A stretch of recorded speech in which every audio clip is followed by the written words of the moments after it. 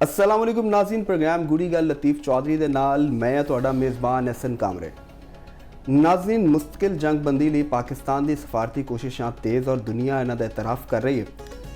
वज़ीर आज़म पाकिस्तान सऊदी अरब ते कतर दे दौरे तो बाद इस वक्त तुर्की च मौजूद ने और उत्थे अंतालिया जिहड़ा डिप्लोमेसी फोरम है ਉਹਦੇ ਨਾਲ खिताब करनगे और इस मौके ते उन्हां दी जिहड़ी अमरीकी सदर दे मुशीर ने उन्हां नाल मुलाकात भी हुई है और उन्होंने जिहड़ा अमेरिका की कोशिशां भी ने इस वक्त खास तौर पर जो लबनान जंग बंदी हो गई है 10 रोज़ वास्ते, तो उन्होंने वज़ीर आज़म पाकिस्तान ने तारीफ़ की और अमरीकी सदर की इस काविश भी उन्होंने सराहया कि इसराइल तो लबनान की जी जंग बंदी हो गई है।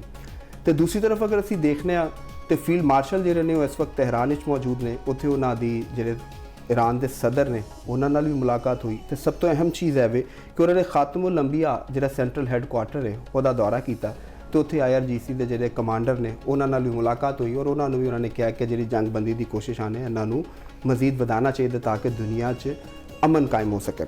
तो पाकिस्तान दी जो कोशिशां ने वो तारीफ दुनिया तो कर रही है, लेकिन अमरीकी सदर ने एक बार फिर फील्ड मार्शल सैयद आसिम मुनीर तो वज़ीर आज़म पाकिस्तान शहबाज शरीफ साहब जोड़े ने उन्होंने तारीफ की और उन्होंने कोशिशों को सराहया। तो नाल ही उन्होंने एक होर ऐलान भी किया कि अगर जंग बंदी मुस्तकिल होंदी और मुआहदा होया ईरान दे नाल तो फिर अमरीकी सदर जोड़े ने वो खुद पाकिस्तान आएंगे और यह जो ऐलान इनू दुनिया देख भी रही है और असी भी ये देख रहे हैं कि इस वक्त जो इस्लामाबाद दे विच सिक्योरिटी के हवाले नाल काफ़ी जो अहम पेशरफ्त है वो नज़र आ रही, इकदाम जोड़े किए जा रहे हैं। पंजाब तो भी नफरी भी बुला ली गई है, फिर उत्थे ट्रांसपोर्ट भी तो रेड जोन जो उन्होंने मुकम्मल सील करता गया, तो इस्लामाबाद के गड्डियाँ जी उन्होंने स्कैन करके फिर जान दिता जा रहा है। तो इस तरह जो हाई लेवल प्रोटोकॉल्स इंश्योर किए जा रहे हैं, तो ये तो लग रहा है कि इस्लामाबाद कोई वड्डियां दी जी आमद है वो मुतवक्का है, क्योंकि जो मुज़ाकरात ने इस्लामाबाद टॉक्स जड़ियाँ वह दूसरा दौर जोड़ा वे वो होना।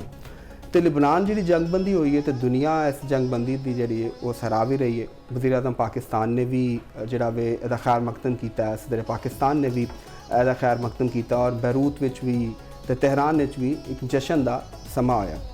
तो अगर असी पाकिस्तान नाल देखने तो पाकिस्तान दे विच एक अहम चीज़ चूँकि बिजली की लोड शेडिंग भी चल रही है, तो एक अहम फैसला जो हाई कोर्ट का वो होया कि जोड़े पावर सैक्टर के मुलाजमीन ने उन्होंने जो फ्री यूनिट्स बिजली दिते जाते हैं वो बंद करते गए और लाहौर हाई कोर्ट का फैसला जोड़ा वे जो वज़ीर तवानाई ने वैस लगारी उन्होंने खैर मकदम किया। अगर असी सियासी वाले नाल पेशरफ्त देखने खास तौर पर अगर अडियाला असी ध्यान मारीए तो जोड़े बानी PTI की अहलिया बुशरा बीबी ने उन्होंने सर्जरी हुई और वो बाद अज उन्होंने फैमिली उन्होंने मुलाकात भी कर दी गई। तो यह सारी चीज़ां जी ने अज के इस प्रोग्राम से डिस्कस करांगे। तो चलने लतीफ़ चौधरी साहब वाल। चौधरी साहब अस्सलाम वालेकुम जी। वालेकुम सलाम जी। की हाल है? की हाल चाल? ठीक ठाक, तुसीं सुनाओ? ठीक ठाक, फर्स्ट क्लास है। करम अल्लाह दा। मतलब है कि इस्लामाबाद दे विच कोई खासी गहमा गहमी हो रही है, मतलब सरगर्मियां लग रही हैं, सरगर्मियां सफाइयां चल रही हैं ते जनाब सिक्योरिटी दे भी चीज़ां सफाइयां होनियां चाहिए ने, वो तो होंदियां ने, लेकिन इधर होर ज़्यादा बहुत बारीकी दे नाल चीज़ां जिहड़ियां ने डिटेल नाल देखिया सिक्योरिटी दे जिहड़े मामला देखे जा रहे हैं और जिहड़ियां इतलात आ रही हैं कि उत्थे जिस तरह कोई सफाई हो रही है और सुनिया कोई जिहड़ी कलियां भी हो रही हैं चारों तरफ, पेंट हो रहे हैं कुछ चीज़ों के उत्ते, तो इत्थों तो लग रहा है कि कुछ उत्थे हलचल कोई गैर मामूली तौर पर उत्ते कोई इवेंट यानी कोई कॉन्फ्रेंस है या कोई मुलाकात है, इस तरह के हवावां ते आ रही हैं। क्योंकि जी इस्लामाबाद टॉक्स ने जो पहला दौर सी ਉਹਦੇ ਨਾਲ ਉੱਤੇ बहुत ज़्यादा एक्टिविटी इस वक्त नज़र आ रही है, जो मामला किए जा रहे हैं। तो यही लग रहा है कि हाई लेवल हाई प्रोटोकॉल जो उन्होंने इंश्योर किया जा रहा है। हाँ, लगता देखो गल जी साढ़े कोल असी अगर जी न्यूज़ आ रही ने अथेंटिक ਜ਼ਰਾਏ ਦੇ ਨਾਲ ਆ ਰਹੀਆਂ ਨੇ, ਯਾਨੀ ਉਹਨੂੰ ਅਸੀਂ ਤੇ ਉਹ ਚੀਜ਼ ਨੂੰ ਡਿਸਕਸ ਕਰਾਂਗੇ ਜਿਹੜੀ ਐਸਟੈਬਲਿਸ਼ ਫੈਕਟ ਦੇ ਤੌਰ ਤੇ ਸਾਹਮਣੇ ਆ ਚੁੱਕੀ ਹੈ। ਜਿਸ ਤਰ੍ਹਾਂ ਅਸੀਂ ਕੱਲ ਵੀ ਗੱਲ ਕੀਤੀ ਸੀ ਜੋ ਵਜ਼ੀਰ ਜੰਗ ਅਮਰੀਕਾ ਦੇ ਵਜ਼ੀਰ ਜੰਗ ਦੀ ਔਰ ਉਹਨਾਂ ਦੇ ਜਿਹੜੇ ਆਰਮੀ ਦੇ ਸਰਬਰਾਹ ਸਨ ਉਹਨਾਂ ਦੀ ਗੁਫ਼ਤਗੂ ਤੇ ਉਹਨਾਂ ਦੇ ਹਵਾਲੇ ਦੇ ਨਾਲ ਸੀ। ਤੇ ਹੁਣ ਵੀ ਸਾਡੇ ਕੋਲ ਜਿਹੜੀਆਂ ਚੀਜ਼ਾਂ ਆਈਆਂ ਨੇ ਉਹ ਕਿਉਂਕਿ ਪ੍ਰੈਜ਼ੀਡੈਂਟ ਟਰੰਪ ਨੇ ਜੀ ਖੁਦ ਇਹ ਗੱਲ ਕਹੀ ਹੈ कि असी मतलब कि मैं मुआहदा होया तो मैं पाकिस्तान दे यानी खुद मैं पहुँचागा पाकिस्तान च, यानी जी उन्होंने साइनिंग सैरमोनी होएगी तो वो अंदर आवागा। तो इट्स मतलब कि बड़ी वड्डी डिवेलपमेंट है और मेरा ख्याल है कि ਜਿਹੜੀ ਅਮਰੀਕਨ ਪ੍ਰੈਜ਼ੀਡੈਂਟ ਦੀ ਜਿਹੜੀ ਹੋ ਰਹੀ ਸੀ ਉੱਥੇ ਜਿਹੜੀ ਪੋਲ ਸਰਵੇ ਆਉਂਦੇ ਸਨ ਔਰ ਕਿਹਾ ਜਾ ਰਿਹਾ ਸੀ ਕਿ ਸ਼ਾਇਦ ਉਹਨਾਂ ਦੀ ਮੁਖਾਲਫਤ ਵੀ ਬਹੁਤ ਜ਼ਿਆਦਾ ਹੈ, ਇਸ ਦੇ ਨਾਲ ਹੈ ਵੀ ਸੀ ਮੁਖਾਲਫਤ ਔਰ ਉਹਨਾਂ ਦੀ ਕਬੂਲੀਅਤ ਥੱਲੇ ਆ ਰਹੀ ਸੀ। 8 ਮਿਲੀਅਨ ਲੋਕ ਜਿਹੜੇ ਨੇ ਉਹ ਸੜਕਾਂ ਤੇ ਨਿਕਲ ਆਏ ਉਹਨਾਂ ਦੇ ਖਿਲਾਫ, ਤੇ ਉਹ ਅੱਗੋਂ ਉਹਨਾਂ ਦੇ ਮਿਡ ਟਰਮ ਇਲੈਕਸ਼ਨ ਵੀ ਤੁਹਾਨੂੰ ਪਤਾ ਹੈ ਉਹ ਹੋਣੇ ਨੇ, ਤੇ ਉਹਦੇ ਵਾਸਤੇ ਉਹਨਾਂ ਦੇ ਉਹਨੂੰ ਬਤੌਰੇ ਆਪਣੀ ਇੱਕ ਪੋਲੀਟੀਕਲ ਗੇਨ ਵਾਸਤੇ ਵੀ ਯੂਜ਼ ਕਰਨਾ ਚਾਹ ਰਹੇ ਹੋਣਗੇ, ਜਿਹੜਾ ਮੈਨੂੰ ਲੱਗ ਰਿਹਾ ਕਿ ਇਸ ਜੰਗ ਦੀ ਜਿਹੜੀ ਫਤਹਮੰਦੀ ਦਾ ਤਾਸੁਰ ਉਹ ਪੈਦਾ ਕਰਨਾ ਚਾਹ ਰਹੇ ਹੋਣਗੇ ਕਿ ਸਾਨੂੰ ਜਿਹੜੀ ਨਾ ਇੱਕ ਫਤਹ ਹਾਸਲ ਹੋਈ ਹੈ, ਔਰ ਇਸ ਤਰ੍ਹਾਂ ਦਾ ਇੱਕ ਅਮਰੀਕਾ ਦੇ ਅੰਦਰ ਇੱਕ ਆਪਣੇ ਵੋਟਰਸ ਨੂੰ ਆਪਣੀ ਆਵਾਮ ਨੂੰ ਕਨਵਿੰਸ ਕਰਨ ਵਾਸਤੇ ਨਾ ਕਿ ਵੀ ਇਹ ਦੇਖੋ ਅਸੀਂ ਇਹ ਜੰਗ ਦੇ ਵਿੱਚ ਅੱਡੀ ਵੱਡੀ ਕਾਮਯਾਬੀ ਕਿਉਂਕਿ ਇਸ ਤੋਂ ਪਹਿਲਾਂ ਤੁਸੀਂ ਦੇਖੋ ਨਾ ਉਹ ਬਾਰ-ਬਾਰ ਇਹੀ ਤੇ ਕਲੇਮ ਕਰਦੇ ਸਨ ਔਰ ਜੰਗਾਂ ਵਧਾਈ ਜਾਂਦੇ ਸਨ ਕਿ ਵੀ ਜੰਗਬੰਦੀ ਕਰਾਤੀ ਹੈ, ਵੀ ਜੰਗਬੰਦੀ ਕਰਾਤੀ, ਕ੍ਰੈਡਿਟ ਲੈਂਦੇ ਸਨ। ਤੇ ਉਹਨਾਂ ਦੇ ਮੁਆਹਦੇ ਉਹਨਾਂ ਨੂੰ ਪਤਾ ਕਿ ਮੁਆਹਦਾ ਹੋਣਾ ਤਾਂ ਕਹਿ ਰਹੇ ਨੇ ਫਿਰ ਮੈਂ ਆਪ ਜਾਵਾਂਗਾ ਤਾਂ ਕਿ ਉਹਦਾ ਕ੍ਰੈਡਿਟ ਟਿਕ ਲਿਆ ਜਾ ਸਕੇ, ਪੂਰੀ ਕੈਂਪੇਨ ਬਿਲਡ ਕਰਨ। ਉਹਨਾਂ ਨੇ ਕਿਹਾ ਕਿ ਹੁਣ ਮੈਂ 9ਵੀਂ ਜੰਗ ਬੰਦ ਕਰਾਵਾਂਗਾ ਜਾਂ 8ਵੀਂ ਜੰਗ ਬੰਦ ਕਰਾਵਾਂਗਾ। ਮਤਲਬ ਕਿ ਇਹ ਵੀ ਇੱਕ ਬੜੀ ਦਿਲਚਸਪ ਉਹਨਾਂ ਦੀ ਇੱਕ ਜੋਕ ਹੈਗੀ ਹੈ। ਇਹਨੂੰ ਅਸੀਂ ਕੀ ਕਹੀਏ ਕਿ ਬਲੈਕ ਕਾਮੇਡੀ ਕਹੀਏ ਜਾਂ ਉਹਦਾ ਕੀ ਨਾਂ ਰੱਖਿਆ ਜਾਵੇ। ਤੇ ਬਹਰਹਾਲ ਵੈਸੇ ਇਹਨੂੰ ਅਸੀਂ ਇਹ ਕਹਿ ਸਕਦੇ ਹਾਂ ਕਿ ਉਹਨਾਂ ਦੀ ਮੀਮ ਸੀ ਕਹਿ ਲਵੋ, ਕਿਉਂਕਿ ਵੈਸੇ ਇਸ ਟਾਈਮ ਉਹ ਸੋਸ਼ਲ ਮੀਡੀਆ ਤੇ ਬੜਾ ਚਰਚਾ ਮੀਮ ਬਹੁਤ ਚੱਲ ਰਹੀ ਹੈ। ਖੁਦ ਹੀ ਜੰਗ ਸ਼ੁਰੂ ਕੀਤੀ ਔਰ ਜਦੋਂ ਬੰਦ ਹੋ ਗਈ ਤੇ ਕਹਤਾ ਦੇਖੋ ਮੈਂ ਜੰਗ ਵੀ ਬੰਦ ਕਰਾ ਦਿੱਤੀ। ਤੇ ਬਹਰਹਾਲ ਸਾਡੀ ਜਿਹੜੀ ਅਸੀਂ ਜਿਸ ਮਾਮਲੇ ਤੇ ਡਿਸਕਸ ਕਰ ਰਹੇ ਹਾਂ ਉਹ ਜਿਹੜੀ ਆਲਮੀ ਅਮੂਰ ਦੇ ਵਿੱਚ ਜਿਹੜੀ ਚੀਜ਼ ਇੰਪੋਰਟੈਂਟ ਹੁੰਦੀ ਹੈ ਉਹ ਤੇ ਇਹ ਵੇ ਕਿ ਜਿਹੜੀ ਵੀ ਜੰਗਬੰਦੀ ਹੋਣੀ ਉਹਦੇ 'ਚ ਹਰ ਫਰੀਕ ਨੇ ਕੋਸ਼ਿਸ਼ ਤੇ ਕਰਨੀ ਹੈ ਕਿ ਅਸੀਂ ਜਿਹੜੀ ਮੁਜ਼ਾਕਰਾਤ ਦੀ ਟੇਬਲ ਤੇ ਬੈਠਣਾ ਹੈ ਔਰ ਜਿਸ ਇਰਾਦੇ ਦੇ ਨਾਲ ਬੈਠਣਾ ਤੇ ਉਸ ਇਰਾਦੇ ਦੇ ਮੁਤਾਬਕ ਉਹਨਾਂ ਨੇ ਕੋਸ਼ਿਸ਼ ਤੇ ਹੋਣੀ ਹੈ ਕਿ ਅਸੀਂ ਆਪਣਾ ਫੇਸ ਸੇਵਿੰਗ ਕਰੀਏ। ਤੇ ਇਰਾਨੀ ਕਿਆਦਤ ਨੇ ਵੀ ਇਹ ਕੋਸ਼ਿਸ਼ ਜ਼ਰੂਰ ਕਰਨੀ ਹੈ ਕਿ ਵੀ ਅਸੀਂ ਆਪਣੀ ਆਵਾਮ ਨੂੰ ਵਿਨ ਸਿਚੁਏਸ਼ਨ ਦੇ ਵਿੱਚ ਲੈ ਕੇ ਆਈਏ ਔਰ ਉਹਨੂੰ ਦਸੀਏ। ਬਹਰਹਾਲ ਇੱਕ ਜਿਹੜੀ ਬਹੁਤ ਅੱਗੇ ਜਿਹੜੀ ਗੱਲ ਜਾ ਰਹੀ ਹੈ ਉਹਦੇ 'ਚ ਪਾਕਿਸਤਾਨ ਦੇ ਵਾਸਤੇ ਇੱਕ ਅੱਲਾਹ ਤਾਲਾ ਨੇ ਬੜਾ ਇੰਪੋਰਟੈਂਟ ਇੱਕ ਐਸਾ ਫੇਜ਼ ਮੈਂ ਸਮਝਦਾ ਵਾਂ ਕਿ ਫੇਜ਼ ਇੱਕ ਹੁੰਦਾ। ਇੱਕ ਅਸੀਂ ਪੋਲੀਟੀਕਲ ਤਜ਼ੀਆ ਕਰ ਰਹੇ ਹਾਂ ਤੇ ਲੇਕਿਨ ਕੁਝ ਲੋਕ ਐਸੇ ਵੀ ਹੁੰਦੇ ਨੇ ਕਿ ਜਿਹੜੇ ਰੂਹਾਨੀਆਤ ਉੱਤੇ ਜਾਂ ਐਸਟ੍ਰੋਲੋਜੀ ਦੇ ਹਵਾਲੇ ਦੇ ਨਾਲ ਵੀ ਪੇਸ਼ ਗੋਈਆਂ ਉਹ ਕਰਦੇ ਨੇ ਕਿ ਜੀ ਇਹ ਹੋਏਗਾ, ਪੋਲਿਟਿਕਸ ਕੀ ਜਾਏਗੀ, ਕੀ ਡਿਵੈਲਪਮੈਂਟ ਹੋਏਗੀ, ਇਹਦੇ ਤੋਂ ਹਟ ਕੇ ਵੀ ਕੁਝ ਗੱਲਾਂ ਇਹ ਚੀਜ਼ਾਂ ਹੁੰਦੀਆਂ ਨੇ। ਤੇ ਉਹ ਇੱਕ ਸਾਡੇ ਵੀ ਦੋਸਤ ਨੇ ਉਹਨਾਂ ਦੀ ਵੀ ਇਹ ਪੇਸ਼ਗੋਈ ਸੀ ਸਾਡੇ ਕਾਲਮ ਨਵੀਸ ਵੀ ਨੇ ਜ਼ਮਰਦ ਨਕਵੀ ਸਾਹਿਬ, ਤੇ ਉਹਨਾਂ ਨੇ ਵੀ ਇਹ ਕੁਝ ਡੇਟਸ ਦਿੱਤੀਆਂ ਸਨ ਔਰ ਹੈਰਾਨਕੁਨ ਗੱਲ ਹੈ ਕਿ ਉਹ ਡੇਟਸ ਦੇ ਉੱਤੇ ਡਿਵੈਲਪਮੈਂਟਾਂ ਸਾਹਮਣੇ ਹੋਈਆਂ ਨੇ। ਉਹਨਾਂ ਨੇ ਅਪ੍ਰੈਲ ਦੇ ਵਿੱਚ 18 ਦੀ ਵੀ ਡੇਟ ਦਿੱਤੀ, ਫਿਰ 21 ਦੀ ਵੀ ਡੇਟ ਦਿੱਤੀ ਕਿ ਇਹਦੇ ਵਿੱਚ ਕੋਈ ਪੇਸ਼ਰਫਤਾਂ ਜ਼ਿਆਦਾ ਸਾਹਮਣੇ ਆਉਣਗੀਆਂ। ਠੀਕ ਹੈ ਨਾ ਜੀ। ਤੇ ਉਹ ਅੱਛਾ ਵੈਸੇ ਇਹਦੇ 'ਚ ਇੱਕ ਤੁਸੀਂ ਕਹਿ ਰਹੇ ਹੋ ਤਾਂ ਸਾਡੇ ਪ੍ਰੋਡਿਊਸਰ ਸਾਹਿਬ ਨੇ ਵੀ ਇੱਕ ਪੇਸ਼ਗੋਈ ਕੀਤੀ। ਅੱਛਾ ਉਹਨਾਂ ਨੇ ਐਸਟ੍ਰੋਲੋਜਰ ਹਾਂਜੀ ਉਹਨਾਂ ਦਾ ਆਪਣਾ ਨਾਮ ਵੀ ਆਸਿਮ ਜੰਗ ਵੀ ਤਾਂ ਨਹੀਂ ਕਿਤੇ ਉਹਨਾਂ ਨੇ ਨਹੀਂ ਉਹਨਾਂ ਦਾ ਆਪਣਾ ਨਾਮ ਵੀ ਆਸਿਮ ਹੈ। ਤੇ ਉਹਨਾਂ ਨੇ ਕਿਹਾ ਕਿ ਜਿਨ੍ਹਾਂ ਦਾ ਆਇਨ ਦੇ ਨਾਲ ਨਾਂ ਸ਼ੁਰੂ ਹੋ ਰਿਹਾ ਨਾ ਉਹਨਾਂ ਵਾਸਤੇ ਐਨ ਦੇ ਨਾਲ ਸ਼ੁਰੂ ਹੋ ਰਿਹਾ, ਐਨ ਦੇ ਨਾਲ। ਤੇ ਇਹ ਤੇ ਫਿਰ ਐਨ ਦੇ ਨਾਲ ਫਿਰ ਗੈਨ ਤੇ ਨਹੀਂ ਸ਼ੁਰੂ ਹੁੰਦਾ? ਨਹੀਂ ਹਾਲੇ ਤੱਕ ਉਹ ਆਇਨ ਤੇ ਅੱਛਾ ਐਨ ਗੈਨ ਨਹੀਂ ਹੋਏਗਾ। ਚਲੋ ਅਸੀਂ ਉਹ ਮੰਨ ਲੈਂਦੇ ਹਾਂ ਕਿ ਉਹਨਾਂ ਦੀ ਗੱਲ ਨੂੰ ਪੇਸ਼ਗੋਈ ਅਸੀਂ ਸਿਰਫ ਐਨ ਤੱਕ ਹੀ ਰਹਿੰਦੇ ਹਾਂ ਤੇ ਐਨ ਮੁਮਕਿਨ ਅਸੀਂ ਕਰ ਲੈਂਦੇ ਹਾਂ। ਠੀਕ ਹੈ ਨਾ, ਐਨ ਸੇ ਐਨ ਮੁਮਕਿਨ। ਅੱਛਾ ਐਨ ਤੋਂ ਮੈਨੂੰ ਯਾਦ ਆਇਆ ਕਿ ਫੀਲਡ ਮਾਰਸ਼ਲ ਸਾਹਿਬ ਇਸ ਟਾਈਮ ਤਹਿਰਾਨ 'ਚ ਮੌਜੂਦ ਨੇ। ਐਨ ਨਾਲ ਐਨਕ ਵੀ ਹੁੰਦਾ ਜਿਹੜੀ ਮੈਂ ਲਾਈ ਆਦੇ ਤਰ੍ਹਾਂ ਐਨਕ ਨਾਲ ਦੇਖੋ ਨਾ ਦੂਰ ਦੀ ਨਜ਼ਦੀਕ ਦੀ ਵੀ ਹੈ ਤੇ ਨਜ਼ਦੀਕ ਦੀ ਹੈ, ਬਹੁਤ ਇਸੇ ਵਾਸਤੇ ਲਾਈਆਂ ਨੇ ਦੋਨੋਂ ਹੀ। ਥੋੜਾ ਜਿਹਾ ਦੂਰ ਨੂੰ ਨਜ਼ਦੀਕ ਦੇਖਣਾ ਪਵੇ ਤੇ ਥੋੜਾ ਜਿਹਾ ਸਰਹੱਦੋਂ ਪਾਰ ਵੀ ਅਸੀਂ ਦੇਖ ਸਕਦੇ, ਲੇਕਿਨ ਜ਼ਰਾ ਦੂਰ ਧਿਆਨ ਮਾਰੋ। ਤਹਿਰਾਨ 'ਚ ਜ਼ਰਾ ਦੇਖੋ, ਤਹਿਰਾਨ ਵਿੱਚ ਉੱਥੇ ਡਿਵੈਲਪਮੈਂਟ ਤੇ ਬਹੁਤ ਉੱਥੇ ਡਿਵੈਲਪਮੈਂਟ ਦੇਖੋ ਨਾ ਕਿ ਉਹਨਾਂ ਦੀ ਜਿਹੜੀ ਪਾਕਿਸਤਾਨ ਇਨਕਲਾਬ ਦੇ ਜਿਹੜੇ ਕਮਾਂਡਰ ਨੇ ਉਹਨਾਂ ਦੇ ਨਾਲ ਉਹਨਾਂ ਦੀ ਮੁਲਾਕਾਤ ਹੋਈ ਹੈ। ਇਹ ਇੱਕ ਬੜੀ ਇੰਪੋਰਟੈਂਟ ਚੀਜ਼ ਹੈ ਇਸ ਵਕਤ ਕਿਉਂਕਿ ਜੰਗ ਦੇ ਹਵਾਲੇ ਨਾਲ ਔਰ ਚੀਜ਼ਾਂ ਤੇ ਅਸਲ ਫੋਰਸ ਤੇ ਉਹ ਲੜ ਰਹੀ ਉੱਥੇ। ਦੇਖੋ ਮੈਂ ਪਹਿਲੇ ਵੀ ਇਹ ਗੱਲ ਕਰ ਚੁੱਕਿਆ ਹਾਂ ਔਰ ਬਲਕਿ ਕਈ ਦਫਾ ਕਰ ਚੁੱਕਿਆ ਹਾਂ ਕਿ ਈਰਾਨ ਦੇ ਅੰਦਰ ਜਿਹੜੀ ਅਸਲ ਫੋਰਸ ਹੈਗੀ ਹੈ ਉਹ ਪਾਸਦਾਰਾਨ ਨੇ। ਪਰ ਪਾਸਦਾਰਾਨ ਦਾ ਜਿਹੜਾ ਸਟਰਕਚਰ ਹੈਗਾ ਉਹ ਤੁਸੀਂ ਇਹ ਮੱਦੇ-ਨਜ਼ਰ ਰੱਖਣਾ ਕਿ ਉਹ ਬਰਾਹ ਰਾਸਤ ਰਹਿਬਰ ਦੇ ਅੰਡਰ ਨੇ।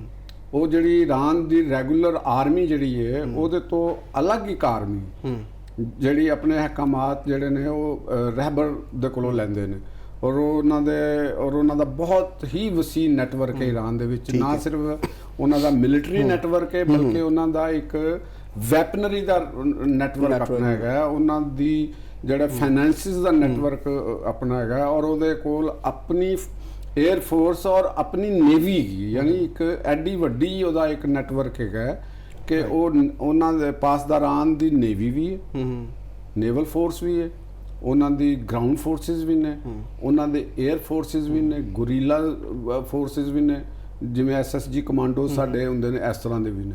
ਤੇ ਉਹ ਬਰਾਹ ਰਾਸਤ ਅੰਦਰ ਨੇ ਇਹਨਾਂ ਦੇ ਰਹਿਬਰ ਆਲਾ ਦੇ ਅੰਦਰ।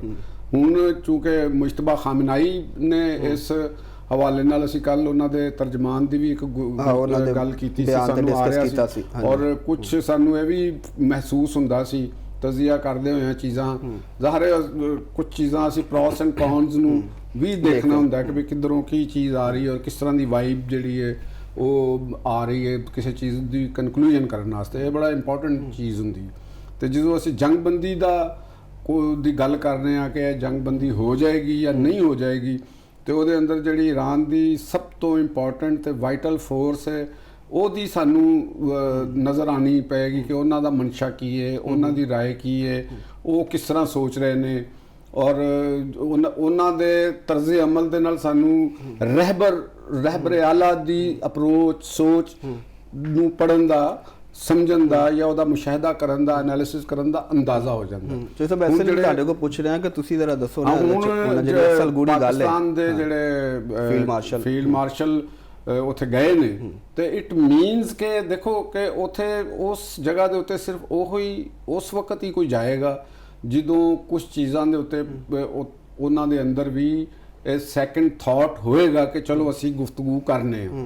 ਠੀਕ ਹੈ, ਅਗਰ ਦੇਖੋ ਪ੍ਰੈਜ਼ੀਡੈਂਟ ਪਜ਼ਕਸ਼ੀਆਨ ਜਾਂ ਕਾਲੀਬਾਫ ਔਰ ਉਹਨਾਂ ਦੇ ਨਾਲ ਇਰਾਕਚੀ ਨੇ, ਤੇ ਅਗਰ ਪਾਸਦਾਰਾਂ ਉਹਨਾਂ ਦੇ ਨਾਲ ਨਹੀਂ ਖਲੋਂਦੇ ਤੇ ਇਹਦਾ ਮਤਲਬ ਇਹ ਲਿਆ ਜਾਏਗਾ ਕਿ ਇਹ ਜਿਹੜੀਆਂ ਤਿੰਨ ਸ਼ਖਸੀਅਤ ਨੇ ਰਹਿਬਰ ਆਲਾ ਦੀ ਤਾਇਦ ਇਹਨਾਂ ਦੇ ਨਾਲ ਨਹੀਂ ਹੈ। ਹੁਣ ਉਹ ਜਿਹੜੇ ਉਸ ਹੈੱਡਕੁਆਟਰ 'ਚ ਗਏ ਨੇ ਔਰ ਮੁਲਾਕਾਤ ਹੋਈ ਹੈ, ਹੁਣ ਮੰਜ਼ਰਨਾਮਾ ਬਹੁਤ ਹੱਦ ਤੱਕ ਇਹ ਕਲੀਅਰ ਹੋਇਆ ਕਿ ਜਿਹੜੀ ਗੁਫ਼ਤਗੂ ਕਰ ਰਹੇ ਸਨ ਮੁਹੰਮਦ ਬਾਕਰ ਕਾਲੀਬਾਫ ਸਾਹਿਬ, ਅब्बास ਇਰਾਕਚੀ ਸਾਹਿਬ ਔਰ ਮਸੂਦ ਪਜ਼ਕਸ਼ੀਆਨ, ਇਹਨਾਂ ਦੀ ਗੁਫ਼ਤਗੂ ਜਾਂ ਇਹਨਾਂ ਦੀ ਗੱਲ ਦੇ ਪਿੱਛੇ ਇੱਕ ਤਾਇਦ ਰਹਿਬਰ ਆਲਾ ਦੀ ਮੌਜੂਦ ਹੋ ਸਕਦੀ ਹੈ। ਇੱਥੋਂ ਸਾਨੂੰ ਇਹ ਇੱਕ ਵਾਜ਼ੇ ਪਿਕਚਰ ਮਿਲਦੀ ਹੈ, ਔਰ ਉਸ ਪਿਕਚਰ ਤੋਂ ਅਸੀਂ ਕੰਪਲੀਟ ਕਰ ਸਕਨੇ ਹਾਂ ਕਿ ਇਹ ਮਾਮਲਾਤ ਆਪਣੇ ਇਖਤਤਾਮ ਤੱਕ ਪਹੁੰਚ ਸਕਦਾ ਹੈ। ਜਿਹੜਾ ਅਸੀਂ ਕੱਲ ਗੱਲ ਕਰ ਰਹੇ ਸਨ ਕਿ ਬਹੁਤ ਹਾਲਾਤ ਸੰਗੀਨ ਨੇ, ਹਾਲਾਤ ਸੰਗੀਨ ਇਸ ਵਾਸਤੇ ਨੇ ਕਿ ਡੈਡਲਾਈਨ ਹੈ ਨਾ, ਤੇ ਡੈਡਲਾਈਨ ਤੁਹਾਡੇ ਸਾਹਮਣੇ ਉਹਦੇ ਦਿਨ ਘਟ ਰਹੇ ਨੇ, ਉਸ ਡੈਡਲਾਈਨ ਤੋਂ ਪਹਿਲੇ ਮਾਮਲਾਤ ਨੂੰ ਆਪਣੇ ਇਖਤਤਾਮ ਤੱਕ ਪਹੁੰਚਣਾ ਹੈ ਕਿ ਉਹਦੇ ਵਿੱਚ ਕੀ ਹੋਣਾ ਹੈ। ਕੁਝ ਚੀਜ਼ਾਂ ਹੋ ਸਕਦਾ ਹੈ ਕਿ ਉਥੋਂ ਥੋੜ੍ਹੀਆਂ ਜਿਹੀ ਬਾਅਦ ਵਿੱਚੋਂ ਵੀ ਤੈਅ ਹੋਣ, ਲੇਕਿਨ ਇੱਕ ਸਾਡੇ ਸਾਹਮਣੇ ਕੰਪਲੀਟ ਪਿਕਚਰ ਜ਼ਰੂਰ ਆ ਜਾਣੀ ਚਾਹੀਦੀ ਹੈ ਕਿ ਵੀ ਜੰਗ ਬੰਦ ਹੋ ਗਈ, ਹਾਲਾਤ ਨਾਰਮਲਾਈਜ਼ ਹੋ ਗਏ ਔਰ ਮਾਮਲਾਤ ਅੱਗੇ ਹੁਣ ਅਗਲੀ ਮੰਜ਼ਲ ਦੀ ਤਰਫ ਅਸੀਂ ਚੱਲ ਰਹੇ ਹਾਂ। ਕਿਉਂਕਿ ਹੁਣ ਇਸੇ ਦੌਰਾਨ ਹੀ ਸਾਨੂੰ ਇੱਕ ਅੱਛੀ ਖਬਰ ਲੈਬਨਾਨ ਦੇ ਹਵਾਲੇ ਨਾਲ ਵੀ ਮਿਲ ਗਈ ਕਿ ਇਸਰਾਈਲ ਔਰ ਹਿਜ਼ਬੁੱਲਾ ਦੇ ਦਰਮਿਆਨ ਵੀ ਜੰਗਬੰਦੀ ਹੋ ਗਈ 10 ਦਿਨਾਂ ਦੀ ਹੋ ਗਈ। ਇਹਦਾ ਮਤਲਬ ਹੋ ਗਿਆ ਕਿ ਜਿਹੜੇ ਜਿਹੜੇ ਮੁਹੰਮਦ ਬਾਕਰ ਕਾਲੀਬਾਫ ਔਰ ਪਜ਼ਕਸ਼ੀਆਨ ਔਰ ਅब्बास ਇਰਾਕਚੀ ਸਾਹਿਬ ਜਿਹੜੇ ਕਹਿ ਰਹੇ ਸਨ ਕਿ ਅਸੀਂ ਇਹ ਚਾਹਾਂਗੇ ਕਿ ਉਹਨਾਂ ਦਾ ਤੁਸੀਂ ਬਿਆਨ ਵੀ ਕੱਲ ਪੜ੍ਹਿਆ ਸੀ ਕਿ ਜਿਹੜੀਆਂ ਹਿਜ਼ਬੁੱਲਾ ਹੌਸੀਜ਼, ਹਿਜ਼ਬੁੱਲਾ ਇਰਾਕ, ਹਮਾਸ, ਇਹ ਸਾਡੀ ਇੱਕ ਰੂਹ ਦੀ ਤਰ੍ਹਾਂ ਨੇ ਇਸ ਤਰ੍ਹਾਂ। ਤੇ ਇੱਥੋਂ ਸਾਨੂੰ ਇੱਕ ਇਹ ਵੀ ਪੇਸ਼ਰਫਤ ਡਿਵੈਲਪਮੈਂਟ ਨਜ਼ਰ ਆਈ ਕਿ ਉੱਥੇ ਵੀ ਇਹ ਚੀਜ਼ ਹੋਈ। ਤੇ ਲਿਹਾਜ਼ਾ ਇਹਦੇ 'ਚ ਇਹ ਵੀ ਚੀਜ਼ ਹੈ ਨਾ ਕਿ ਜਦੋਂ ਇਸਲਾਮਾਬਾਦ ਟਾਕਸ ਹੋ ਵੀ ਰਹੀਆਂ ਸਨ, ਉਦੋਂ ਵੀ ਲਿਬਨਾਨ ਦੇ ਹਵਾਲੇ ਨਾਲ ਬੜੀ ਗੱਲ ਹੋ ਰਹੀ ਸੀ। ਉਹਨਾਂ ਨੇ ਕਿਹਾ ਸੀ ਕਿ ਇਸ ਫਰੇਮਵਰਕ ਦਾ ਹਿੱਸਾ ਇਹਨੂੰ ਸ਼ਾਮਲ ਕਰਨਾ ਚਾਹੀਦਾ। ਉਹਦੇ 'ਚ ਦੇਖੋ ਸਾਡਾ ਪ੍ਰਾਈਮ ਮਿਨਿਸਟਰ ਦਾ ਟਵੀਟ ਵੀ ਆ ਗਿਆ ਸੀ ਜਿਹੜਾ ਬਾਅਦ ਵਿੱਚੋਂ ਕੋਈ ਡਿਲੀਟ ਹੋਇਆ ਤੇ ਕਿਹਾ ਵੀ ਗਿਆ, ਕੁਝ ਲੋਕਾਂ ਨੇ ਇੱਥੇ ਸ਼ੋਰ ਵੀ ਮਚਾਇਆ ਕਿ ਜੀ ਇਹ ਕੀ ਹੋ ਗਿਆ। ਤੇ ਉਹ ਮੇਰਾ ਖਿਆਲ ਹੈ ਕਿ ਅੱਜ ਗੱਲ ਸੱਚ ਸਾਬਤ ਹੋ ਗਈ ਕਿ ਉਹ ਗੱਲ ਗਲਤ ਨਹੀਂ ਸੀ ਹੈ, ਉਹ ਗੱਲ ਹੈ ਸੀ, ਉਹ ਦਰੁਸਤ ਸੀ ਗੱਲ। ਤੇ ਉਹ ਅੱਜ ਹੁਣ ਲਬਨਾਨ ਦਾ ਡਿਵੈਲਪਮੈਂਟ ਸਾਹਮਣੇ ਆਈ, ਫੀਲਡ ਮਾਰਸ਼ਲ ਸਾਹਿਬ ਦਾ ਉੱਥੇ ਖਾਤਮੁਲ ਅੰਬੀਆ ਜਿਹੜਾ ਉਹਨਾਂ ਦਾ ਸੈਂਟਰਲ ਕਮਾਂਡ ਹੈੱਡਕੁਆਟਰ ਉੱਥੇ ਜਾਣਾ, ਇਹ ਮੈਨੂੰ ਲੱਗ ਰਹੀ ਕਿ ਬਹੁਤ ਉਮੀਦ ਅਫਜ਼ਾ ਚੀਜ਼ਾਂ ਨੇ ਔਰ ਖਾਸੀਆਂ ਅੱਗੇ ਦੀਆਂ ਚੀਜ਼ਾਂ ਨੇ। ਦੇਖੋ ਨਾ ਸਾਰੀਆਂ ਚੀਜ਼ਾਂ ਨੂੰ ਤੁਸੀਂ ਮਿਲਾ ਕੇ ਦੇਖੋ। ਚਲੋ ਸਭ ਅਸੀਂ ਇਹਨਾਂ ਨੂੰ ਮਿਲਾਨੇ ਆ, ਬਲਕਿ ਬ੍ਰੇਕ ਲੈ ਲਾਂਗੇ, ਤੁਹਾਡੀ ਬ੍ਰੇਕ ਦਾ ਟਾਈਮ ਹੋ ਗਿਆ, ਬ੍ਰੇਕ ਤੋਂ ਬਾਅਦ ਫਿਰ ਕਰਾਂਗੇ ਸੀ ਗੱਲ। ਨਾਜ਼ਰੀਨ ਪ੍ਰੋਗਰਾਮ 'ਚ ਵਕਤ ਬ੍ਰੇਕ ਦਾ, ਚੋਇਸ ਸਾਹਿਬ ਨਾਲ ਗੱਲਬਾਤ ਦਾ ਸਿਲਸਿਲਾ ਜਿਹੜਾ ਇਸੇ ਤਰ੍ਹਾਂ ਜਾਰੀ ਰਹੇਗਾ। ਤੁਸੀਂ ਸਾਡੇ ਨਾਲ ਜੁੜੇ ਰਹੋ, ਵਾਪਸ ਆਉਂਦੇ ਆ ਤੇ ਫਿਰ ਇੱਥੋਂ ਹੀ ਗੱਲ ਦਾ ਆਗਾਜ਼ ਕਰਨੀ।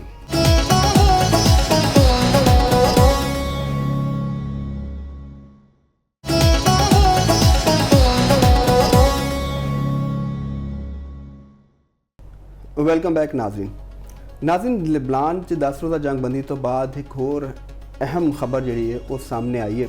ਈਰਾਨੀ ਵਜ਼ਾਰਤ ਖਾਰਜਾ ਨੇ ਕਿਹਾ ਕਿ ਈਰਾਨ ਨੇ ਆਬਨਾ ਹੁਰਮਜ਼ ਜਿਹੜਾ ਵੇ ਉਹ ਖੋਲ੍ਹ ਦਿੱਤਾ ਤੇ ਆਬਨਾ ਹੁਰਮਜ਼ ਜਿਹੜਾ ਤੁਹਾਨੂੰ ਪਤਾ ਬਹੁਤ ਉਹਦੀ ਅਹਿਮੀਅਤ ਔਰ ਉਹਦੀ ਬੰਦਿਸ਼ ਦੀ ਵਜ੍ਹਾ ਤੋਂ ਹੀ ਦੁਨੀਆ 'ਚ ਆਇਲ ਦਾ ਇੱਕ ਕ੍ਰਾਈਸਿਸ ਜਿਹੜਾ ਪੈਦਾ ਹੋਇਆ ਹੈ। ਪਾਕਿਸਤਾਨ ਦੇ ਵਿੱਚ ਵੀ ਉਹਦੇ ਅਸਰਾਤ ਜਿਹੜੇ ਨੇ ਸਾਹਮਣੇ ਆਏ ਤੇ ਆਬਨਾ ਹੁਰਮਜ਼ ਦੇ ਹਵਾਲੇ ਨਾਲ ਇੱਕ ਹੋਰ ਅਹਿਮ ਖਬਰ ਜਿਹੜੀ ਹੈ ਉਹ ਇਹ ਵੇ ਕਿ ਅਮਰੀਕਾ ਦੀ ਜਿਹੜੀ ਨਾਕਾਬੰਦੀ ਸੀ ਉਹਦੇ ਬਾਅਦ ਪਾਕਿਸਤਾਨ ਦਾ ਇੱਕ ਹੋਰ ਨਵਾਂ ਰਿਕਾਰਡ ਬਣਿਆ ਕਿ ਪਾਕਿਸਤਾਨੀ ਪਰਚਮ ਬਰਦਾਰ ਜਿਹੜਾ ਆਇਲ ਟੈਂਕਰ ਸ਼ਾਲੀਮਾਰ ਸੀ ਉਹ ਉੱਥੋਂ ਖਲੀਜ ਤੋਂ ਨਿਕਲ ਆਇਆ ਔਰ 2 ਰੋਜ਼ ਦੇ ਵਿੱਚ ਉਹ ਪਾਕਿਸਤਾਨ ਪਹੁੰਚ ਜਾਏਗਾ ਤੇ ਹੁਣ ਆਬਨਾ ਹੁਰਮਜ਼ ਜਿਹੜਾ ਉਹ ਈਰਾਨ ਦੀ ਤਰਫੋਂ ਖੋਲ੍ਹ ਦਿੱਤਾ ਗਿਆ ਤੇ ਇਹਦਾ ਮਤਲਬ ਹੈ ਕਿ ਦੁਨੀਆ ਦੇ ਵਿੱਚ ਹੁਣ ਜਿਹੜੀ ਉੱਥੋਂ ਦੀ ਜਿਹੜੀ ਟ੍ਰੈਫਿਕ ਹੈ ਉਹ ਖੁੱਲ੍ਹ ਗਈ ਹੈ ਔਰ ਇਹਦੇ ਅਸਰਾਤ ਜਿਹੜੇ ਨੇ ਪੂਰੀ ਦੁਨੀਆ ਦੀ ਮਾਰਕੀਟ ਤੇ ਖਾਸ ਤੌਰ ਤੇ ਤਵਾਨਾਈ ਦੇ ਉੱਤੇ ਕਾਫੀ ਮੁਸਬਤ ਜਿਹੜੇ ਨੇ ਉਹ ਨਜ਼ਰ ਆਉਣਗੇ। ਤੇ ਚੋਈ ਸਾਹਿਬ ਕੋਲ ਚੱਲਦੇ ਔਰ ਉਹਨਾਂ ਕੋਲ ਪੁੱਛਣਾ ਕਿ ਤੇਲ ਦੀਆਂ ਕੀਮਤਾਂ ਜਿਹੜੇ ਪਿਛਲੇ ਦਿਨ ਉਹਨਾਂ 'ਚ ਜਿਹੜਾ ਇੱਕ ਹੋਸ਼ਰੂਬਾ ਇਜ਼ਾਫਾ ਹੋਇਆ ਸੀ ਤੇ ਕਿਆ ਉਹ ਵਾਪਸ ਉਸੇ ਕੀਮਤ ਤੇ ਆ ਜਾਏਗਾ, ਉਸ ਤੋਂ ਥੱਲੇ ਜਾਏਗਾ ਔਰ ਅਗਰ ਹੋਏਗਾ ਤੇ ਇਹ ਕਿੰਨੇ ਦਿਨਾਂ 'ਚ ਔਰ ਕਿਸ ਤਰ੍ਹਾਂ ਆਵਾਮ ਤੱਕ ਰਿਲੀਫ ਜਿਹੜਾ ਵੀ ਉਹ ਮੁੰਤਕਿਲ ਹੋਏਗਾ। ਚੋਈ ਸਾਹਿਬ ਪਹਿਲੇ ਤਾਂ ਮੁਬਾਰਕ ਹੋਵੇ ਜਨਾਬ ਨੂੰ ਵੀ ਬੜੀ ਮੁਬਾਰਕ ਹੋਵੇ, ਤੇਜ਼ੀ ਨਾਲ ਮੁਸਬਤ ਹੋ ਰਹੀ ਹੈ। ਅੱਛੀ ਗੱਲ ਹੈ, ਮਤਲਬ ਕਿ ਦੇਖੋ ਇਹ ਜਿਹੜਾ ਇਹਦਾ ਮਤਲਬ ਹੁਣ ਉੱਥੇ ਜਿਹੜੀ ਆਬਨਾ ਹੁਰਮਜ਼ ਨੂੰ ਉਹਨਾਂ ਨੇ ਖੋਲ੍ਹਣ ਦਾ ਐਲਾਨ ਕਰਤਾ ਤੇ ਇਹਦਾ ਮਤਲਬ ਇਹੋ ਹੀ ਹੋਇਆ ਨਾ ਕਿ ਵੀ ਬਹੁਤ ਹੱਦ ਤੱਕ ਕੰਮ ਸਾਨੂੰ ਲੱਗਦਾ ਕਿ ਉਹ ਕੰਪਲੀਟ ਹੋ ਚੁੱਕਿਆ। ਯਾਨੀ ਜਿਹੜੀ ਇੱਥੋਂ ਅਸੀਂ ਇੱਕ ਇਹ ਅੰਦਾਜ਼ਾ ਸਾਡਾ ਖਾਸੀ ਅਸੀਂ ਉਹਨੂੰ ਕਹਿ ਸਕਦੇ ਹਾਂ, ਅਸੀਂ ਇਤਮਾਦ ਦੇ ਨਾਲ ਅਸੀਂ ਗੱਲ ਕਰ ਸਕਦੇ ਹਾਂ ਕਿ ਵੀ ਜੰਗ ਦਾ ਇਖਤਤਾਮ ਦੀ ਤਰਫ ਆਪਣੇ ਜਾ ਰਹੇ। ਇਹ ਸਾਡਾ ਹੁਣ ਜਿਹੜੇ ਹੁਣ ਤੱਕ ਅਸੀਂ ਜਿਹੜੀਆਂ ਚੀਜ਼ਾਂ ਦੇਖੀਆਂ ਨੇ ਕਿ ਅਸੀਂ ਡਿਸਕਸ ਕੀਤਾ ਕਿ ਸਾਡੇ ਫੀਲਡ ਮਾਰਸ਼ਲ ਸਾਹਿਬ ਦਾ ਦੌਰਾ ਕਰਨਾ, ਉਹਨਾਂ ਦੇ ਪਾਸਦਾਰਾਨ ਦੇ ਹੈੱਡਕੁਆਟਰ ਤੇ ਪਹੁੰਚਣਾ, ਉੱਥੇ ਬਹੁਤ ਵੱਡਾ ਸਾਈਨ ਸੀ ਈਰਾਨ ਦੀ ਤਰਫੋਂ ਔਰ ਵੱਡਾ ਸਾਈਨ ਇਸ ਵਾਸਤੇ ਸੀ ਕਿ ਜਿਹੜਾ ਉਹਨਾਂ ਦਾ ਪਾਵਰ ਸਟਰਕਚਰ ਹੈਗਾ ਈਰਾਨ ਦਾ, ਜਿਹੜਾ ਪਾਵਰ ਸਟਰਕਚਰ ਹੈ ਅੱਗੇ ਵੀ ਮੈਂ ਗੱਲ ਕਰ ਉਹਦੇ 'ਚ ਉਹਨਾਂ ਦੀ ਬਹੁਤ ਇੰਪੋਰਟੈਂਸ ਉਹਦੇ 'ਚ ਹੈ ਹੀ ਉਹਨੇ। ਅਗਰ ਦੇਖਿਆ ਜਾਏ ਤੇ ਈਰਾਨ ਦੇ ਵਿੱਚ ਪਾਸਦਾਰਾਨ ਨੇ ਜਾਂ ਫਿਰ ਰਹਿਬਰ ਆਲਾ ਨੇ, ਦੋ ਨੇ ਸਹੀ ਤਾਕਤ ਦੇ ਮਰਾਕਜ਼ ਜਾਂ ਦੋ ਨੇ, ਕਿਉਂਕਿ ਉਹਨਾਂ ਨੇ ਮਨਜ਼ੂਰੀ ਦੇਣੀ ਹੈ ਤੇ ਇਹਨਾਂ ਨੇ ਐਗਜ਼ੀਕਿਊਸ਼ਨ ਉਹਨਾਂ ਦੀ ਕਰਨੀ।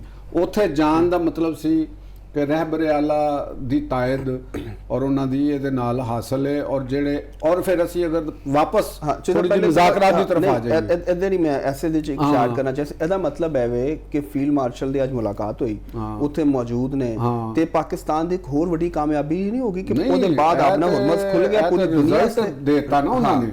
ਦੇਖੋ ਫੌਰਨ ਬਾਅਦ ਵਜ਼ਾਰਤ ਖਾਰਜਾ ਨੇ ਇਸ ਮੁਲਾਕਾਤ ਤੋਂ ਬਾਅਦ ਕਹਿ ਦਿੱਤਾ ਉਧਰੋਂ ਡਿਪਲੋਮੈਟਿਕ ਕਾਨਫਰੰਸ ਨੂੰ ਵੀ ਮਿਲਾ ਲਓ, ਉਧਰ ਵੀ ਡਿਪਲੋਮੈਟਿਕ ਕਾਨਫਰੰਸ ਹੋ ਰਹੀ ਹੈ, ਉਧਰੋਂ ਮੁਲਾਕਾਤ ਹੋਈ ਹੈ ਔਰ ਆਬਨਾ ਹੁਰਮਜ਼ ਜਿਹੜੀ ਹੈ ਉਹਨੂੰ ਖੋਲ੍ਹਣ ਦਾ ਐਲਾਨ ਕਰਤਾ ਗਿਆ। ਹੁਣ ਇੱਥੋਂ ਇਹ ਵੀ ਚੀਜ਼ਾਂ ਪਤਾ ਚੱਲਦਾ ਹੈ ਕਿ ਉੱਥੇ ਜਿਹੜੀ ਅਗਰ ਬਾਰੂਦੀ ਸਰੂੰਗਾਂ ਦੇ ਕੁਝ ਮਾਮਲਾਤ ਸਨ, ਉਹ ਕੁਝ ਚੀਜ਼ਾਂ ਸਨ, ਉਹ ਐਸੀ ਫਿਲਹਾਲ ਕੋਈ ਗੱਲ ਨਹੀਂ ਸੀ। ਮੈਨੂੰ ਨਹੀਂ ਸੀ ਲੱਗਦਾ ਕਿ ਈਰਾਨ ਦੇ ਪਾਸਦਾਰਾਨ ਨੇ ਕੋਈ ਐਡੀ ਇੰਟਰਨੈਸ਼ਨਲ ਲਾਜ਼ ਦੀ ਕੋਈ ਖਿਲਾਫਵਰਜ਼ੀ ਕੀਤੀ। ਅਗਰ ਹੈ ਵੀ ਤੇ ਉਹਨਾਂ ਨੂੰ ਪਤਾ ਹੈ, ਉਹਨਾਂ ਨੇ ਬੜੇ ਆਰਾਮ ਨਾਲ ਉਹਨੂੰ ਕਲੀਅਰ ਕਰਨਾ ਨਾ। ਹੁਣ ਤੁਸੀਂ ਜਿਹੜਾ ਕਹਿ ਰਹੇ ਹੋ ਜਿਵੇਂ ਕਿ ਪਾਸਦਾਰਾਨ ਇਨਕਲਾਬ ਹੀ ਉੱਥੇ ਸਾਰਾ ਕੁਝ ਚੀਜ਼ਾਂ ਨੂੰ ਦੇਖ ਰਹੇ ਨੇ ਤੇ ਜ਼ਾਹਿਰ ਉਸ ਤੋਂ ਬਾਅਦ ਉਹਨਾਂ ਨੇ ਹੈ ਹੀ ਮੇਨ ਈਰਾਨ ਦੇ ਅੰਦਰ ਪਾਵਰ ਜ਼ਿਹਨ ਦੇ ਵਿੱਚ ਰੱਖਣਾ। ਈਰਾਨੀ ਜਿਹੜੇ ਵੀ ਉਹ ਐਨਾਲਿਸਟ ਐਂਕਰਜ਼ ਜਿਹੜੇ ਈਰਾਨ ਦੇ ਪੋਲੀਟੀਕਲ ਸਟਰਕਚਰ ਨੂੰ ਜਾਣਦੇ ਨੇ, ਪਾਵਰ ਸਟਰਕਚਰ ਨੂੰ ਜਾਣਦੇ ਨੇ, ਉਹਨਾਂ ਨੂੰ ਬਹੁਤ ਅੱਛੀ ਤਰ੍ਹਾਂ ਪਤਾ ਹੈ ਕਿ ਉਹਦੇ 'ਚ ਪਾਵਰ ਦੇ ਸਿਰਫ ਦੋ ਮਰਕਜ਼ ਨੇ। ਆਇਤੁੱਲਾ ਖਾਮੇਨਾਈ ਜਿਹੜੇ ਨੇ ਉਹਨਾਂ ਦੇ ਸਾਹਿਬਜ਼ਾਦੇ ਜਿਹੜੇ ਅੱਜ ਨਵੇਂ ਰਹਿਬਰ ਆਲਾ ਨੇ, ਯਾਨੀ ਆਫਿਸ ਆਫ ਰਹਿਬਰ ਆਲਾ ਸੁਪਰੀਮ ਲੀਡਰ ਵਲਾਇਤ ਫਕੀਹ ਦੇ ਜਿਹੜਾ ਉਹਨਾਂ ਦਾ ਇੱਕ ਕਨਸੈਪਟ ਹੈ, ਉਹਦੇ ਤਹਿਤ ਜਿਹੜੀ ਇੱਕ ਉਹ ਬਣੀ ਉਹ ਉਹਨਾਂ ਨੂੰ ਕੋਈ ਚੈਲੰਜ ਨਹੀਂ ਕਰ ਸਕਦਾ। ਕਿਸੇ ਕੋਰਟ 'ਚ ਉਹਨਾਂ ਦਾ ਆਰਡਰ ਚੈਲੰਜ ਅਗਰ ਉਹ ਤਿਆਰ ਨੇ, ਇਹਦਾ ਮਤਲਬ ਤੁਸੀਂ ਇਹ ਦੇਖੋ ਨਾ ਤੇ ਫਿਰ ਤਾਂ ਰਸਤੇ 'ਚ ਕੋਈ ਰੁਕਾਵਟ ਮੌਜੂਦ ਹੀ ਨਹੀਂ ਹੈ। ਹੁਣ ਆਂਦੇ ਹੋ ਅਸੀਂ ਇਸਲਾਮਾਬਾਦ ਦੇ ਵਿੱਚ ਜਿਹੜੇ ਹੋਏ ਸਨ, ਇਹਦਾ ਮਤਲਬ ਹੈਗਾ ਕਿ ਉੱਥੇ ਜਿਹੜੀਆਂ ਗੱਲਾਂ ਹੋਈਆਂ ਨੇ ਉਹਨਾਂ ਦੇ ਉੱਤੇ ਈਰਾਨ ਦੇ ਵਿੱਚ ਜਾ ਕੇ ਗੌਰ ਹੋਇਆ। ਉਹ ਰਹਿਬਰ ਆਲਾ ਤੱਕ ਵੀ ਉਹ ਗੱਲਾਂ ਪਹੁੰਚੀਆਂ ਨੇ, ਕੁਝ ਚੀਜ਼ਾਂ ਤੈਅ ਹੋਈਆਂ ਨੇ। ਜਿਵੇਂ ਮੈਂ ਅੱਗੇ ਗੱਲ ਕੀਤਾ ਕਿ ਅਗਰ ਈਰਾਨ ਇਸ ਮੌਕੇ ਦੇ ਉੱਤੇ ਆਪਣੀ ਰਜੀਮ ਬਚਾ ਲੈਂਦਾ ਤੇ ਇਸ ਤੋਂ ਵੱਡੀ ਕੋਈ ਕਾਮਯਾਬੀ ਨਹੀਂ ਇਸ ਵਕਤ। ਅੱਛਾ, ਵੈਸੇ ਸਾਨੂੰ ਰਜੀਮ ਬਚਦੀ ਨਜ਼ਰ ਆ ਰਹੀ ਹੈ। ਇਹ ਤਾਂ ਵਿਨ ਵਿਨ ਸਿਚੁਏਸ਼ਨ ਦੋਨਾਂ ਵਾਸਤੇ ਹੋਈ ਹੈ, ਅਮਰੀਕਾ ਵਾਸਤੇ ਵੀ ਔਰ ਉਹਨਾਂ ਨੇ ਵੀ ਆਪਣੀ ਇੱਜ਼ਤ ਬਚਾ ਲਈ ਹੈ ਉਸ ਚੀਜ਼ਾਂ ਤੇ ਕਹਿ ਕੇ। ਔਰ ਜਿਹੜੀ ਲੈਬਨਾਨ ਵਾਸਤੇ ਵੀ ਇੱਕ ਅੱਛੀ ਖਬਰ ਹੈ, ਹਿਜ਼ਬੁੱਲਾ ਵਾਸਤੇ ਤੇ ਹੈ ਹੀ ਹੈ ਵੇ, ਲੇਕਿਨ ਓਵਰਆਲ ਲੈਬਨਾਨ ਵਾਸਤੇ ਵੀ ਇੱਕ ਅੱਛੀ ਖਬਰ ਸੀ, ਕਿਉਂਕਿ ਹਿਜ਼ਬੁੱਲਾ ਦੇ ਵਜ੍ਹਾ ਦੇ ਨਾਲ ਇਸਰਾਈਲ ਆਏ ਰੋਜ਼ ਉੱਥੇ ਜਾ ਕੇ ਉਹ ਗੜਬੜ ਕਰਦਾ ਸੀ, ਬੰਬ ਮਾਰਦਾ ਸੀ, ਤੇ ਈਰਾਨ ਉੱਥੇ ਲੈਬਨਾਨ ਹੁਣ ਇੱਕ ਬਤੌਰੇ ਮੁਤਹਿਦ ਮੁਲਕ ਦੇ ਤੌਰ ਦੇ ਉੱਤੇ ਆਪਣਾ ਸਫ਼ਰ ਉਹ ਸ਼ੁਰੂ ਕਰ ਸਕਿਆ। ਮਿਡਲ ਈਸਟ ਦਾ ਇੱਕ ਹੋਰ ਤਨਾਜ਼ਾ ਜਿਹੜਾ ਨਾ ਉਹ ਆਪਣੇ ਇਖਤਤਾਮ ਤੱਕ ਪਹੁੰਚ ਗਿਆ, ਤੇ ਇੱਥੋਂ ਅਸੀਂ ਉਮੀਦ ਕਰ ਰਹੇ ਹਾਂ ਕਿ ਆਉਣ ਵਾਲੇ ਦਿਨਾਂ ਦੇ ਵਿੱਚ ਇਹ ਮੁਆਹਦਾ ਹੁੰਦਾ ਹੈ ਤੇ ਹਮਾਸ ਦਾ ਔਰ ਯਮਨ ਦੇ ਅੰਦਰ ਵੀ ਹਾਲਾਤ ਬਿਹਤਰ ਹੋਣਗੇ, ਔਰ ਇੱਕ ਦੂਸਰੇ ਦੇ ਨਾਲ ਜਿਹੜੇ ਦੋ ਯਮਨ ਅਲੱਗ-ਅਲੱਗ ਨੇ, ਹੋ ਸਕਦਾ ਹੈ ਕਿ ਇੱਥੇ ਵੀ ਕੋਈ ਇੱਕ